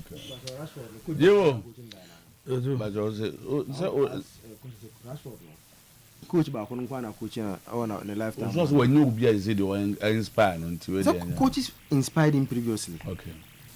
And then nobody should mention Amorim here. Oh, I'm going to go one. I'm boy. So, who is a coach back? I'm going to it's how much you doing? I'm going to do money. Yeah, someday it would be. Oh, Morino, one in to and 12th of May 2026. 5 days more, then it looks like Jose Mourinho will be in the season with Benfica, the 2025-2026 season. By 17th day, now Jose Mourinho about to say from BBA cost to be Jose Mourinho accepted the Real Madrid job. And also I can't go for some Monday on betting. I say America say 17th no we any season no. Until season we no. Then Mourinho will come out to speak. As a BBA say a comeback for Jose Mourinho to club a friend say a Real Madrid. Na enkomodie koso between Jose Mourinho, the agent, and Fiorentino Perez no. And Mourinho di nyoma bi egu akwam. E di ama Real Madrid club no. And your money be say Mourinho so person a strong voice when it comes to signing of players into club offense Real Madrid. Timer Yafana as Real Madrid coach. The entire workers are say me say that Mourinho who Vinicius any Alonso El Clasico dey see you know. I say ha Mourinho pa say eh na ball kwi. Say the player kura bobo ni yi na frima otimi ko nchen ni coach kura ko yi ano. And Real Madrid is one club. I'm to Makase. Minimum when that tradition will change. Ebia, ebeye breya yetiasi na ebia beduru brebia yini wiase na Real Madrid besisa because moving away from the amu abeye successful to are very difficult. So be better accept this idea. It's Mourinho so person avoid those drama at Real Madrid. Nti eba players to pa dia person nya say ewum. Season wey a season I think a Real Madrid, I don't know, say be your defining season, make season e be remono. A lot of big decisions and say Fiorentino Perez taking. Ebini say clearly Vini any Kylian Mbappe, Bibia chere say omumienu zutu. Omuntimi inform the Luis Figo Zidane partnership or na say the Luis Nazario de Lima Raul Zidane partnership emre nya at Real Madrid. Aside park and so among can off the pitch, among try some be create any relationship. I yes a time from you know makwa share baby. Baby abako befa no, baako beso befa hobi. En komo kra na ekoso a, Mbappe kasa Vini kasa Mbappe kasa. Nti abeye big headache at the ama club of friends Real Madrid, especially with Florentino Perez as their president. Florentino Perez here you can answer me. What handle big players who? Say ka wo fa Vini ni Mbappe standard na. So to a do point me na Real Madrid will Luis Nazario de Lima. No Luis Figo. No Zidane. Eche ko mo fa back and buy. No more Michael Owen. No more Raul. Yes, Omo we need Champions League, but to even manage these players to get results. Say the first Galacticos won the Champions League. To manage these players to even get results, and yet that easy. Real Madrid am faces our problem here no more me time and as our players no. And some players here Bomudi, Mbappe ni Vinicius in no baby. But in Ababe do stage, Real Madrid control and control. Into a season, Florentino Perez, I will believe you say you need to buy superstars. As I know what to mean your results no. The two where the abesha no come. And menya sure say Mourinho kraba no. Ebetimi a create a peaceful atmosphere between Kylian Mbappe and Vini Junior or Real Madrid. It's a Ababe Drew pointer between these two players. It's a Real Madrid turn back. And no you one. Two, having senior players inside the Real Madrid dressing room. Adeɛ baako a aboa Real Madrid recently aims to two players bi wɔ hɔ a ɛnyɛ necessary ɔmo ba gyina park so abɔbɔ but their influence at the dressing room. Sɛ wobusa Real Madrid players no, the influence of Luka Modric even at the age of 39, last 2 years at the age of 38, inside the Real Madrid dressing room ɔmbɛka how influential na Luka Modric here. This season, captain for Real Madrid is Dani Cabaya. And then the two vice, Eye Valverde and Vini Junior. It looks like Dani Cabaya is on his way out of Real Madrid team. No? Vini and Valverde swatch said they are not players or more leadership qualities to control the Real Madrid dressing room. Valverde cried there and Chebian on each one many Dikosieni. Vini Junior swatch say, Ono will believe more in the individual success than team success. And on Montimi so can say some players so they are coming Kylian Mbappe because he's the captain of the French national team. And this is another problem. It's Madrid Ababe Drew stager. Menyes sure say in the history of Real Madrid as a football club, the two tension a work club no must say no, Oma face bida. Tension a what Madrid say no, club na no mu face bida. Sa kwa ko drew point say and to kwati mi si Real Madrid team na players bi no akon. Na ya boba akwahwe na mitoto afa na adwena ese bodani. Rudiger etimis ebo a technical member ba akwasum at the training grounds. That is the level of Real Madrid that Babe do say. Eti after the nyina this and we share the El Clasico no mo born Sunday na. We share the attitude of Real Madrid players and there was no motivation because upon the na koma nyina no. Na komo be hia the El Clasico to send signal say Africa the CC entamasem. But ankoba ne sa the attitude of the players was bad. Until Real Madrid Babe do period so they need to change things. Na nim die hu. The man young Huma club defense Real Madrid ne say. Bema boy dan say upon Real Madrid success nyina wo Europe on 15 Champions League trophies no.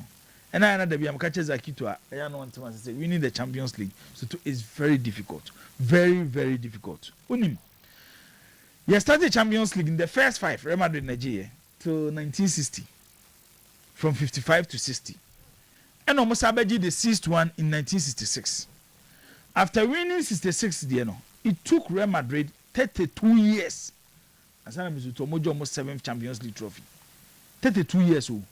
As I Real Madrid did almost 7th Champions League trophy. Shadiebi. Who you losing China? Zach, my name is Manchester United. When was the last time we won Champions League?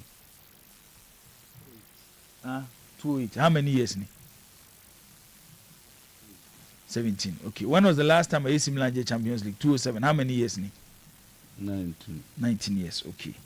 So, when you said there are clubs, to say PSG, it took them 18 Champions League seasons and some of them win first Champions League trophy. Chelsea enter our first Champions League appearance, the 1999-2000 season. Check it. How many years I take Chelsea and some win on first Champions League trophy? When the Champions League started in 1955, Barcelona, upon all their success in Spain, Barcelona bejo first Champions League trophy in 1992. After winning 1992 Champions League, Barcelona next Champions League trophy is to check where. Yeah, Ben Omojeno, 206. From 1992 to 2006, so to how many years?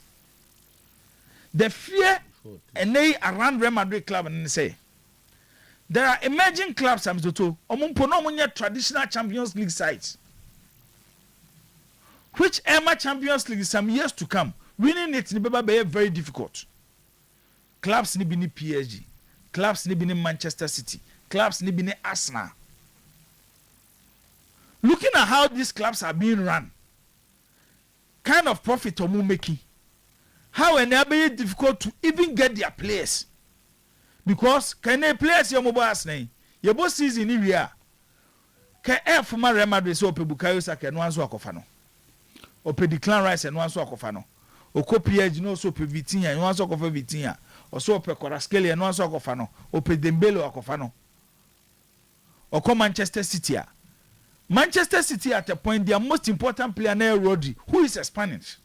Real Madrid crap and was menko. It's nay Madrid about do period or more realize who say aside the traditional Champions League sides like Bayern Munich, AC Milan, Liverpool, Ajax, Barcelona, there are emerging forces in the Champions League. As for man share Zoto, a better take years to win the Champions League again. Which normally say if you want to become the president of Real Madrid, and your money be our way to convince the Real Madrid socios for them to vote for you, and you're promising them Champions League trophy because Real Madrid DNA was built on Champions League. It's a season where and the next season, it's a turning point for club defense Real Madrid. And when I will discuss whether they will follow how clubs like PSG, Manchester City, Arsenal, even with sporting directors, by coaches, it will say, when it comes to signings, coaches will control over players. Players will believe in coach or more. She says, our stage, and a club offense Real Madrid that be drew. I'm sure say free there. I copy him say, you better World Cup next season best at If there's one club I'm to I say expecting major changes a club offense Real Madrid. And you better how Florentino Perez will turn things around. Our club offense Real Madrid, but they say the Jose Mourinho is coming into right. Yeah, Chance Mourinho beba. Ike Casillas. And what to be the about De La Fonte, our Spain coach na and send be a catch him to another. Who's a Spain coach De La Fonte? Luis De La Fonte. Or you will be a to and say I want them man pa. Sometimes I did a beka coaches a period be no more successful with a particular squad or more changes and a mom. Believe. And they baby a tea. So be a Arsenal fan and be a fan of the Spanish national team and be a Spaniard. Easily no better make argument say David Raya is the most informed goalkeeper in the game now. I'm to what points be probate me they are justify now some now reason. David Raya can answer me for 3 continuous seasons. He is judging as best goalkeeper in the English Premier League. Oye Spain. Who could Spain? Omoji the last European Championship. No goalkeeper friend Unai Simon. And Chechemwa de la Fonte de and say, yes, Ubetia criticized the number of saves or Abia on your good shot stopper. Ebi and the reflexes in Israel to say world class coach goalkeepers or more other national teams. But what he brings on board and the passing ability. Sa passing ability here original swing. Say offer David Raya ne now for Unai Simon na. Unai Simon and David Raya. Raya was slow. A change Unai Simon. It's other na coach is still laying 60 say Unai Simon. And I had the first choice goalkeeper for the Spanish national team. And then Ike Casillas say, what the coach is doing, insult to football. Who did football at him? especially anytime you obey your opportunity so be kasano or defending United Simmons on the spin first choice goalkeeper ahead of David Raya. Na bema boda ahana meka se coaches ya won Thomas ne ebinie da bia meka se national team ye justify ho players omobo no club side and ye gina so dey from mobile national team.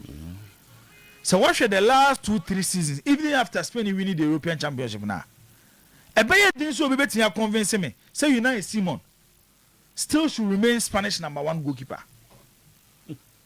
Ade we bia sida wo Santi Canizares and Ike Casillas.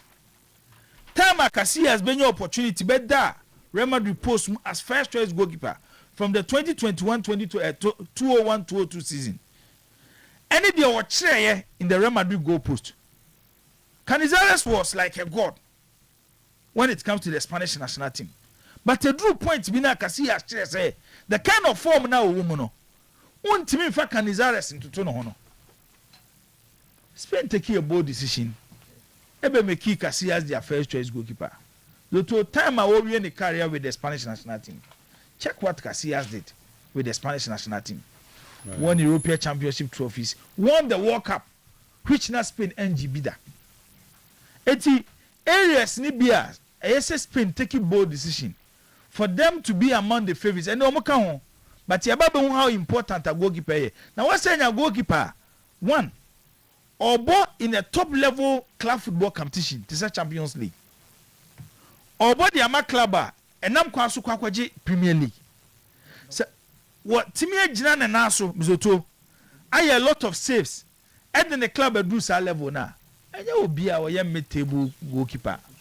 Or trust, no. And a matter of trust, a matter of form. But unim say Raya or the no win. Unim Raya dear watching. Now Raya crowd the Spain national team. Unim the kind of fear they put in opponents because Raya is Spain number 1 goalkeeper. Now you know Simon on the club. Basa ne made omuna. On sheda hu sheda nye hu bia sa wo. Hey, bono nada. Oh, ne hu sheda nye. Me why he's still not a Real Madrid or a Barcelona. David. He's not there with world class goalkeepers names to the standard now Real Madrid mu hi omu goalkeeper so be wono. He's not there.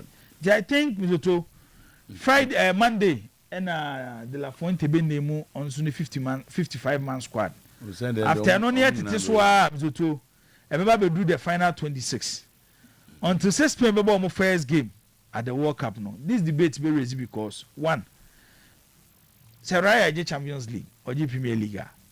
Over then what about catch them say a Premier League winner. A Champions League winner, a second choice goalkeeper demand the Spanish national team. How? Tino, that's what you hear. You're right now. Young Kai was say, and that the ocean may be ano, and for any ancient war, you know, University of Ghana Sports Complex, Leguasam and a making a cuckoo dam, an inter and if you free, and me be abba, a hobby debt. Ko hwa abakọ samwa ye wa eba besie e wa go pramano so and into we no 24th African Athletics Championship Accra 2026 there and eba so make I was na me no ka said there mo person munya Beatrice Chebet and in the twamfo ye no wa landed da we were Faith Kapiagon sanso na Toby Amosan Colin Kobinashipi sanso na Joseph Fabule Akani Simbene omunyina no attach down on Babeka Yenaka say Benjamin Azamati and Abdul Rashid Samini omunyina so e wo hono mu a oba feel speed ni kakra power so be wo hono mo pride ni be wo ho no aka say we no competing at the highest level and na eba so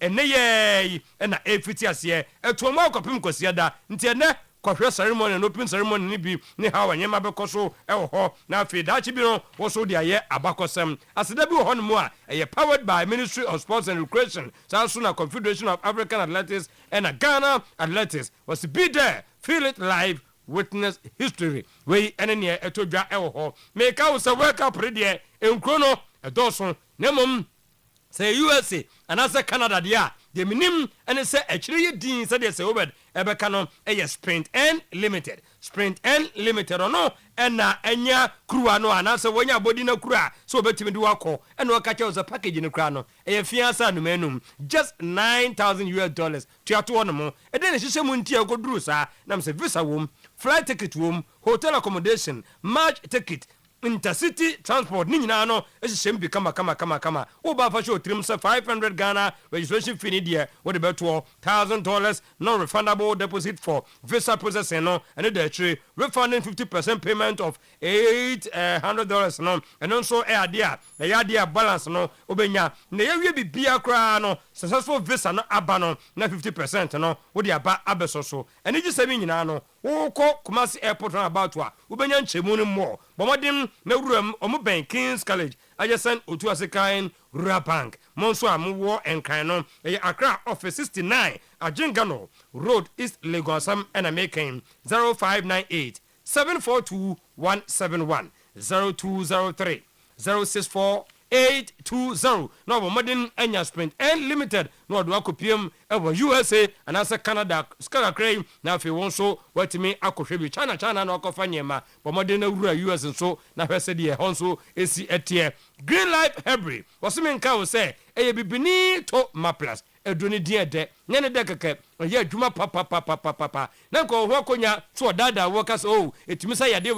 we wo so ne de akwaso akọ magaji na yesi me ye hwan fita ono nko an oye eno nti ulcer de ukoye ka cho say peptic gastric duodenal stomach ulcer kai say bibini toma plus open for the uni ho akonya so no bie de ono so ema de banu for umfie no emro be say 17 18 mo kwa 12 a nya de won so banu bie me ka no say nyina no kai say bottle no de yasesem fefefefe na mom de wo mu no de yensesa no ye de bi kra na aka ho amane ye adwuma e new bottle na abehunu mprempren ye obomodem akọ nationwide be bia ye bomodem ton wholesale retail bia no obenya more etumi akoto uromo PFA Misty Herbal Fedimens have May Herbal Angelos Herbal Sanso and Apidang Smart Herbal Obuase Clement Herbal Brekum ye wo Green Light Pharmacy Sunyane ye wo Upscott Pharmacy Takwa Owas Herbal Takwa Linda Herbal Takwa Promise Herbal Oyerepa yase ya enkrafo no the Beta Pharmacy mbenyan Hot Tribe of Judah and also anasa dependable Herbal ebi wo hono ye wo Jukat Pharmacy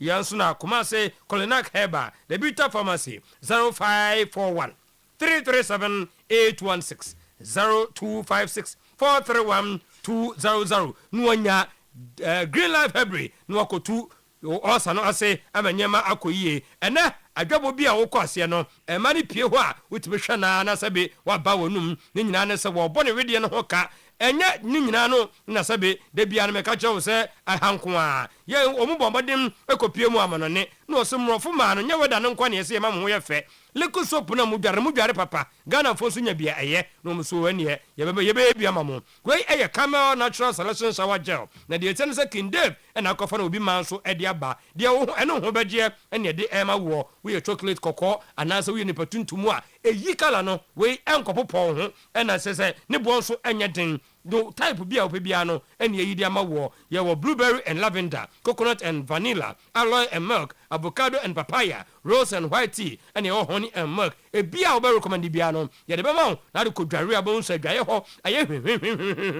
no sampa u hia lavender bia wo adwaye wo no mo 0243 744855 0244 371459 Kumasi ne nkran obenya bi atu aton sanse ye ton entem so wasum dwenti Dr. Sam waton sa dia for doctor ne watena se eni hu yade ne nyina wo kwa susu bohu se wo kọ e de aduro bi akogu ani so na akoye discondre wonya bi mpoda aduro no wose nom fa nipadua ne mu a sanse e de suso eni mu nyina yentintini e be fam na akoye nwanwade ne ewom eni nti wo a wo kwa wo de glaucoma eko sanso na cataract ne nyina no pressure no yesi aba woni ne so akwa ne chana de wo hunu ka no ntimi ntwena nwache na sa nwumra wo kọ ho epiepe wo betwi ka na manyema akoyie osa ne de wudi abue wani de abue Dr. Sam etu ase mo amone diabetes stroke pressure economic pressure no kwa de adefia bi ewo nanim koko ya de obebo de no wie pa mema dromu ya wa ma obi na wonum nanim ho a na be ma no pegya ne mu a wo se kọ na koye adwuma na bra beje part 2 no ba bi e wono na asesa ene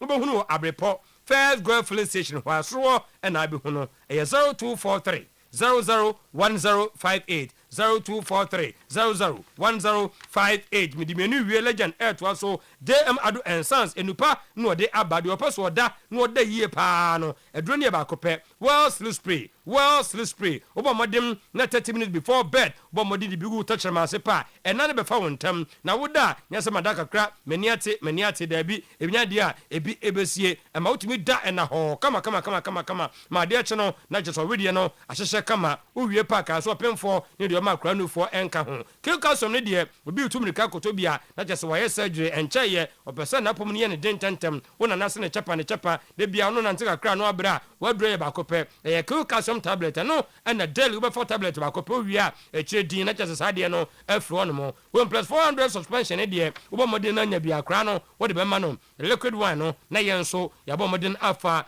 1 plus 400 eno dia no po awio bo modern nanom na di we me 0509 439 063 0302 666 132 abra wadru okashi drug lane ho so obenya bi e wo ho eye Franco trading Franco obi asiampa adepa no ton no aso ye wadwene Ghana fo ho se ene sikasam ho odem watetene bo no so wo pe Nokia Samsung iPhone so akwa ato modern na tumrika na koho smart TV na air condition washing machine blender microwave gas and electric stove wo wie pa no aka wo se CCTV no entre won san hwe obi so won kasa betuma to bi abofie ho bank ho office ho adwuma ho na nyama akoyie close to Deba Jewel adum old Melcon Kofo Clinic new kajetia ho nyina no Franco ato branches no e de apete 0245 316969 0501 538605 na Franco Aboao amonya nyama pay bi etimi ato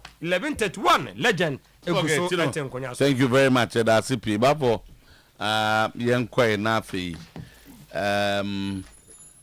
o be cheche wunsem num be cheche de jadam ni ade no nyenya messages ni ade wa pa wa sa ya mo for the message abrewo ya be mami me ncheo omusi omo ni menya adwen o enya sa ana asa asem no nye no kre omo chese ana omo boato omo yem se de wo si ye ja no na omo yem si me bat se nye ja bia njo omo boato omo se the intercourse going on between the board and the management in Oyerepa. Intercourse. Administrative intercourse. So, I very interesting. And Oyerepa among for TBA.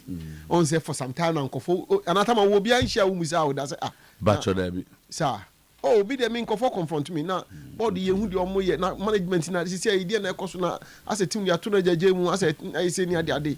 And the young uncle for person mo TBA cost was a cotocodie. Where the uncle for pay. So until Muna say uti bibika kra no mo so adwuma ekoso na bia tina omonti enti no na yensu ye ha no ye adwuma ne say be bonko for amane ye ekoso obia no nya chi to asem. Our work is a broader push, a data driven and culture oriented. We do tactical analysis, scouting and medical monitoring. Grants work for sustained success. Carlos Curious tout his work after 30 days. Tama, blaster coach, you know, and now all chile numa and then you are sending me obefa a human as a blaster coach, you know, one in call for no year. Na I know now, I say, Omo de Roma Guaquem, I want to norma. Send a beya, your World Cup na, and couldn't be a beba. Inti, Nano no, a bogana for mania. Or take social media no and afi wako church de ato na yesu ye hu bi na ye bo amanfo so amanye bon aya now de Uncle George ade na ato honom na boss ahwe na so betima boa me a ignore the sycophants, ignore the praise singers. Our ranking at the world stage is bad. The fundamentals are poor and weak. Fix it or it will expose you. When the fundamentals are weak, FIFA rankings will expose you. George Efie hit hard on Kate. Tamampacho, unia so wadamfu. The Akofa Benye. ye da sorry anopɛ de akɔfa abrɛ yɛ nie ɔse FA president sɛ wokɔ FIFA ranking na balance no pa balance mu ni dia in fact Ghana football no ja nkɔfo am sorry anom yɛ okay na kati ni o kati no omu gu anim ase ye ranking no expose you enti on sro on hwɛ ni yi na kyɛ sɛ enso so eno no. We will approach the Mediema game with at least a point in our mind. Then add the whole points to it and we will be safe. Coach Bashir Hayford. The way forward is we are praying that the 2 matches will give us maybe 1 point, or maybe the last match, maybe if they don't play as it has been listed, then it means we are going to get the 3 points, 3 goals from there. So we'll get 45. So we need 1, or we need 1 point from Mediama. And so we'll go there and see how we can play the game. Tama, sisi ade obia woni ho mo ye de we ya no wase se de ato na fa kwakwa pe bi oba bia beka ho. To say omo kotakwa weekend yi. Omo konom yiro mo no nya 1 point ahoho de ndeda ho wo de ka ho a Heart of Lions has survived. That man the survivor battle no mu ayedin papa wo enu na amanfo start suma nations no say nations enhwe yi na omo ntimi aye nti boss kakra we ya na maboabo no na no thank you ye ne atie for be na tama me wie na nie ka ofa ya ma me refi em say ofa bi pani sie me hu ma de board asks management to provide all documents, players contracts, sponsorship contracts, and also all the IMC to hold on every and any discussion going on, sponsorship and anything whatsoever, and also bring the THB contract document. Tama, information picking say the THB contract will be terminated. Board no say omo THB same bia Adidas no money ade ade no ho no mo go former ba with THB. Tama, the picking no. It's not fair. Tama, dey hin na fair. Last comment here. Omo dia bre omo ko fa high powered kid sponsorship na dia ba. We were na as THB. Set all Okasana can you fair to THB as that be anya me THB full board no na so catch management in IMC for ye can omo catch omo say nya THB be no kotokone ko nya THB sem sa no mo ka omo de kotokone ko nya THB sem and to yes am there's no be little PhD na as a brand that be nya me no omo THB are fine and I think even as a board a value for money. Any idea? So we Adidas. Time as I kotoko support not say kotoko. Adidas na ba. Omo dey make up jerseys no. But that's not what Kotoko campaign for should seek to do. It's not Adidas no here. When you enter oko table no so na discussion. Dey be boa am kito nkrofo no wanya mfa so wo so. Enye din no na dey koto. Let anyway. Yeah, I'm for that.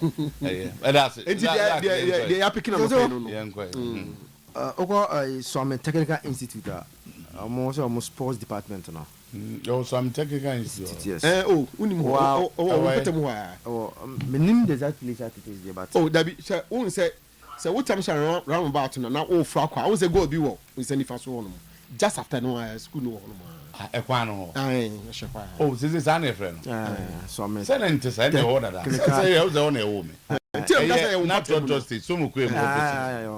Okay, so your friend technical institute. Wakola na sports master right back Latif. Oh, okay. On sports master. Nti o say office wa on Isaac. There's a KTI.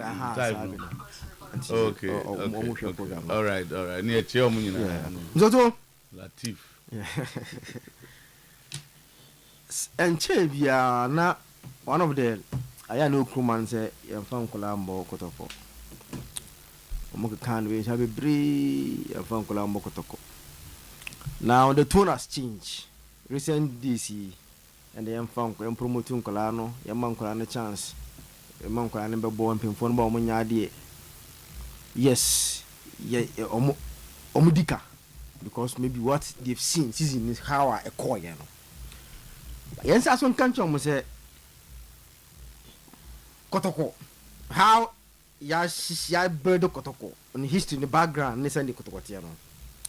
Yes, you can have a program after the me try say for example what Ebert Mensah did. Giving time to prepare a team to compete in a foreseeable future. But I don't know. Is it time now? How Ebert fast the media. That time the media came with very limited, like a crabby, and man, the tongue of 5 years today. Media no those of Chroma say no. You can't tell me what capture me as this for me. That is number 1. 2. Because of interest in Tino. Unya kakrambo so munya mawa. Omu yo mo de no obi su de egbo echire. Obaka to say that is in the police no. Etino so a bedin say young fan kola enkobo. Yes, enkola no and no ka be asem wan say exceptional talent everywhere in the world. There's no team I don't call a trophy biao. Say full of uncola and then cast when the Champions League bed me and Sana say and I say in Siena as a winger. That the team was dominant. That as winger team was Osha own support as about Osha when need so Osha Asna. But I found major trophies, DNTia. Sankola when it matters most, a do wear pressure bomb and do crumble. Eti yɛn fa nkola nkɔbɔ nkola sɛ yɛn fa nkola nkɔbɔ woyɛ team no wia so even Barcelona mpo ayɛ sɛ ɔmo nkola no ɔmo nkola no mpo at least ɔmo very good academy mpo no have you ever seen Barcelona a team no 7-8 nkola egum there be they have experienced guys then they will promoting ebi 1 year bi ne de akɔla ba kɔ be fam exceptional talent na ba kɔ be fam enti saa you know what I'm saying? Mount I to talk to the support to do na so too. They should understand how football is run, how every football club be any nyama. 1. If, for example, Alex then boy no menu right, Lawson. Only mo so he is playing today. Now, no, what's the last time getting said if they get Nanka Omunya, how the boy is playing, Omunya conference, Omunya Eche, and a double stay fit, and the Mamuna Common compare Jewa. The discussion they are saying is if they have Comunya Sabo, she Omunya conference was lost in the meantime, and a double stay fit Eche, and America Jewa, they think that their Mufo would have been a very good Mufo to play. But Santino, what do? You hope say these 3 guys will stay play consistent injury free necessary for you. And you say, oh, I know you're exceptional one, or Rebecca on. But what's now the tone and you might turn up. Young Colano Cobo Derby and that came in Musa, we are now this year because I got to come coach in a way. The anti coach, yeah, man said, oh, we never go next season. Send your coach, Derby, and is that this discuss was the age?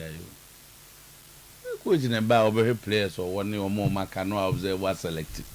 No, the reason why Edika throws a caution moment say board no a normal protocol. Fibia supporters no create unnecessary noise and pressure to the handlers. No, and he said, why not careful? But in decision making, no matter mistake. Again, now no 80 Hamzan. Also, I'm on your project protocol.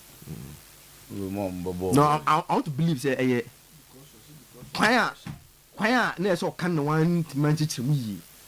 There's nowhere in the world that team be as a again, Sankolano. Bayern has a similar one. Omodos, they have about 70 something. The policy is not to promote more than 2 or 3 at the end of the season. Quality ones, Fanom to be a Freiburg, no more.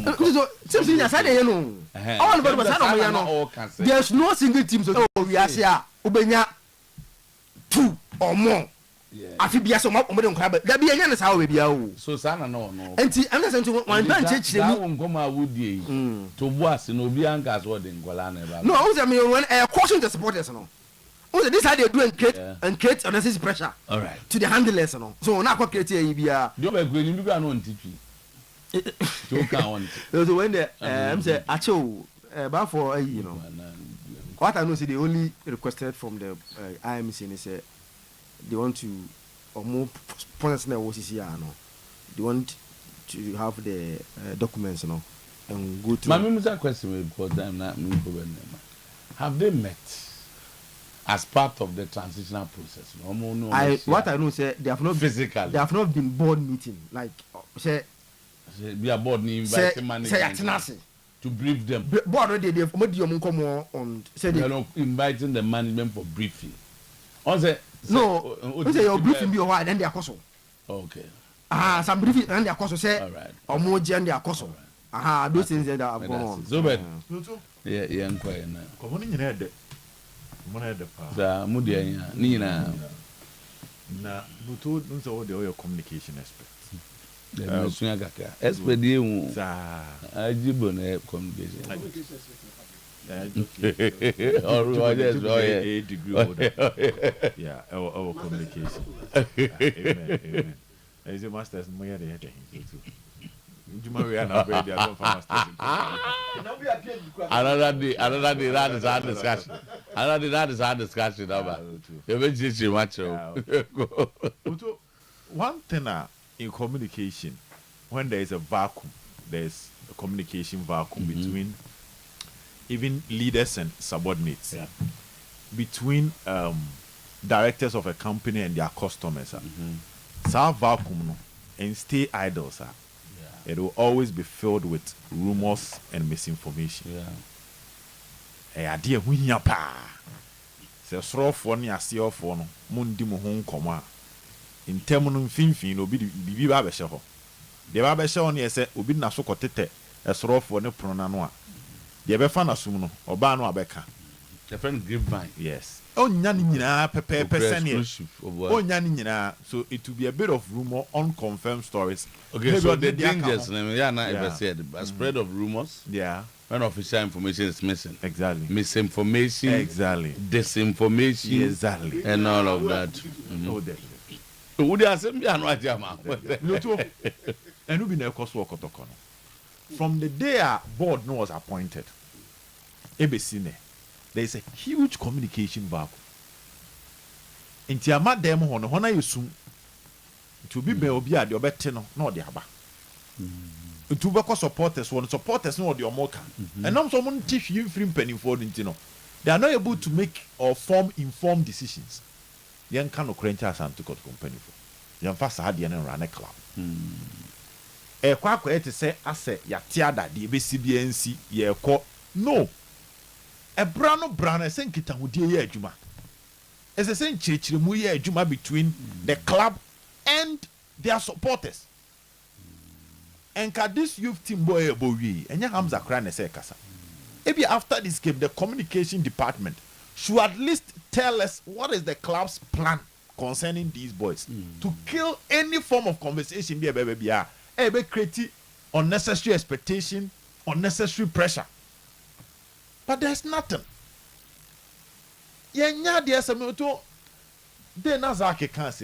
I'm gradually getting there. Say nka board nka bom di nka omni be adwuma ne baa nka beboa pa.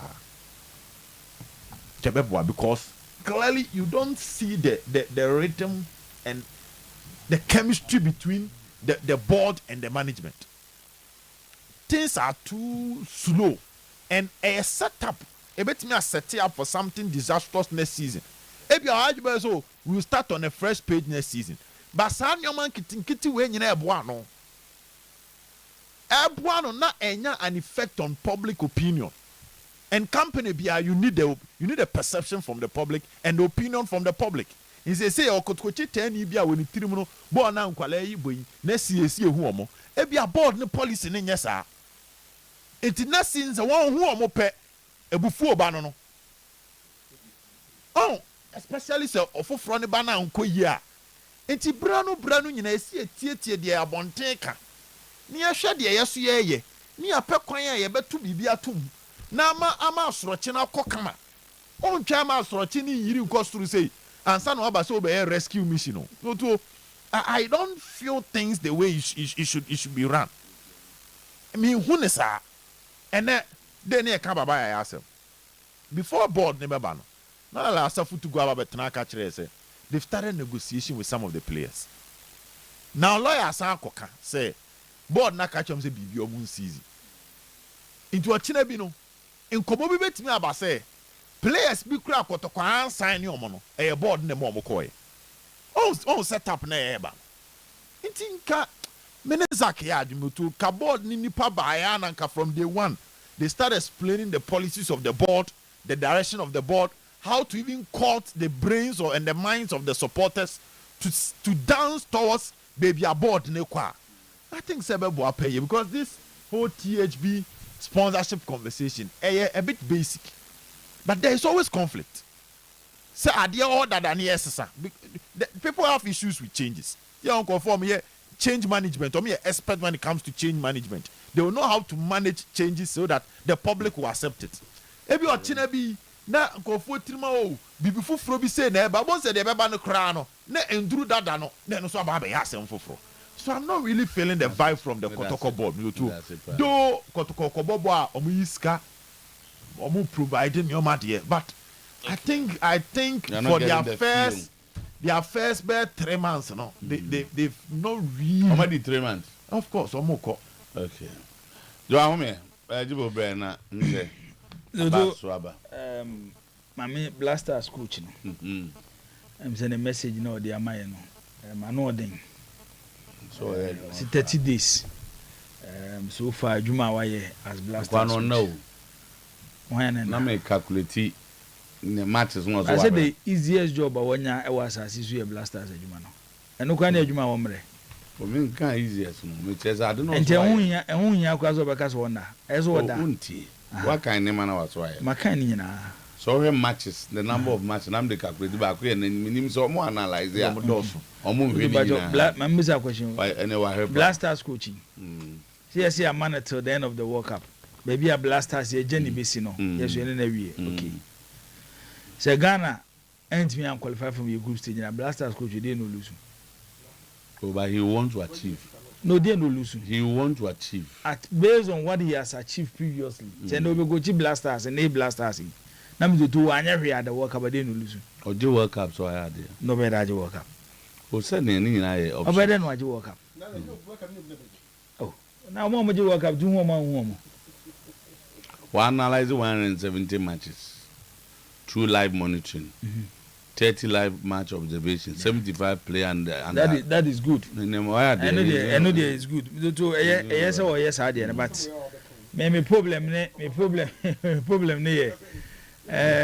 you dey say about here in Mexico no. Then we look at any wars no. And no be a clear idea how Blasters and approach World Cup no. But then Makase he has that experience, but circumstance not find himself no. Sana. Utna kunyeso. Okase Otuado. Every matches me no we no ko. One me Mexico ni wars bia. Man go na juma. Oh guy. Otuado every matches me no we no ko. Ojo man je na juma.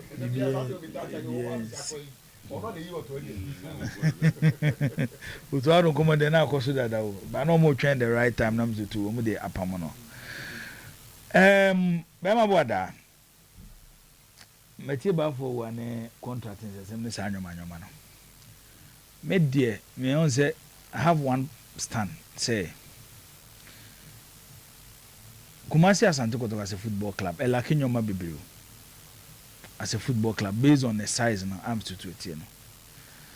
Enya nwanwa say zutu baby a football ko, any baby a football be dream. Recent years, official appointment that cost Kotoko nyina. You combine the business aspect and the sporting aspect together. Now for your footwear frana nyoma e basa. Ana Ben uko clubs are. Ye nyesa ade no hobby. Ye wo bi a ya hye dade football na adwuma na hye nsa. Ene ye wo bi so am so to no so ti ba bi a ye did the business aspect so hye nsa. Nti one thing am so to board there they omaye lucky omaye board members okotoko pen omo hu challenges omo face ye. Inti se omosa omabay na mzo to omosa ye mistake bi ma, I'll be very surprised. Ade ba ko a Asante Kotoko here as a football club Zoto and say and then all over the world virtually Zoto clubs are my serious on person competing in either they have a football director or a sporting director. But once you got to go a first CEO, you be say CEO now act as a sporting director and at the same time system on the afternoon years intina make say on said master na make say Kotoko no ehia nyoma bebre because system bi obi aka ne na biam Zoto Kotoko afamuda system bi obi aka ne na bia Kotoko afamuda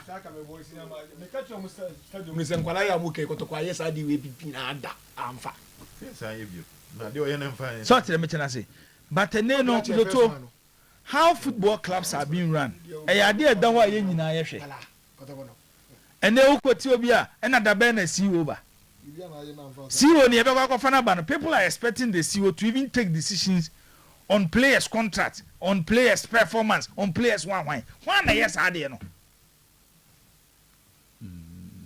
it is CEO ni beba no one as sporting director na be ye den na ye na ye koya na be ma boada ye bae intine die Zoto one area I think as a board need more concentration call. They should get a football director, a sporting director for Kotoko.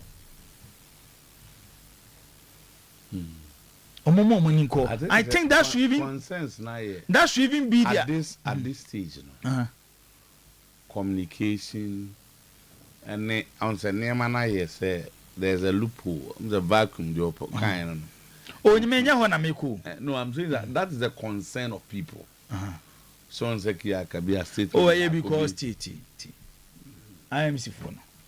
They are still the management of the club. Day-to-day activities of the club they are running.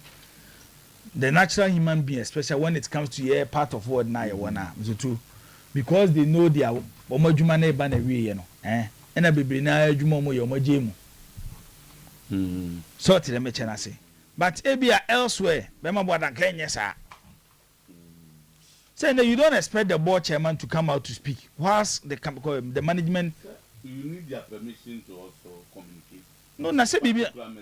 No, na me say, menya sure some person be can bibi and a board na stop on. Yes. But people have just refused. But the new direction. And people have just refused not to work again because confused Sometymer so. Said there are engagements. Between Omomo secretariat and Omomo representative board. And I'm saying there are engagements. So recently I know said the board secretary was at the secretariat. I will engage the administrative manager. Board secretary. Oh, almost secretary. They be on your board secretary. There's a board no board secretary. They have a board, and for the public is not aware. They have a board secretary. And I mean also dynamic catcher will say all that is going on Zoto. You be who the clear view of Asante Kotoko when the season ends. Okay. But me masama make can say sa nyoma ye kan nyina si obi bi ehun hia sa Asante Kotoko eye ne kanea Kotoko should first appoint a director of football or a sporting director before the CEO. Yes. Recipe for disaster. I didn't hear. I think that you do that in consult. The CEO does that in consultation with the board to appoint the sporting director. What if Mzutu, based on the structure of the club and what have happened previously, say I advise, say okay, the board chairman becomes the executive chairman of the club. And also, so to the Mechanasi, he becomes the executive chairman of the club. So to the Mechanasi, it's made me feel say, so we share baby, Tim Niwosi, and any baby or Mujana. Certain appointments were more important than. Because it's even possible they might not even appoint us a general manager. Yeah, that's your option. That's also an option. So what did the mention say? Enti, who should be a team leader says here? And yet, the Ben is CEO ba and a CEO Bechina and a Sanyo Man. I want to have some Dominico. Good. Abbas. So I can't want to say, and Sunday, no, to have a shake monsoon. You know, you have to do a party. Shake monsoon. Shake monsoon. And the chair was a group man 75% deliberately share the cheese. Third of source or show come. And I don't know how to do it. Hey, Abbas. Or Ben, come on. Oh, la cacamano. Because what can you came up for? I can say. Now to go for the better. Shake my Suzuka Musia. Yes, but 13 about 13 go Munyado. Say the Dika catch of Musi. A make a stadium monombo coconu be another players now grandma. Koye ka omuntie because ebe ya mi offers ni bi ya nko have us ni bi ntie ka omuntie have us and about of course was ya mi bi ya je takawa ya kaza omuntie street sense ya je kasa Coach ni de moko. street sense ya je kasa enti ye de ka omuntie ene ene ze de na no ba yo behunu bi no enti we onfantunu wofo no onya club ni ye na club ni ye ya supporters in the baba anye ya omumma supporters the more high results about that it is for aba Famuni ede kase ba we na muni wi asenyi na bramo mutio wano o konsabio munya so na muntie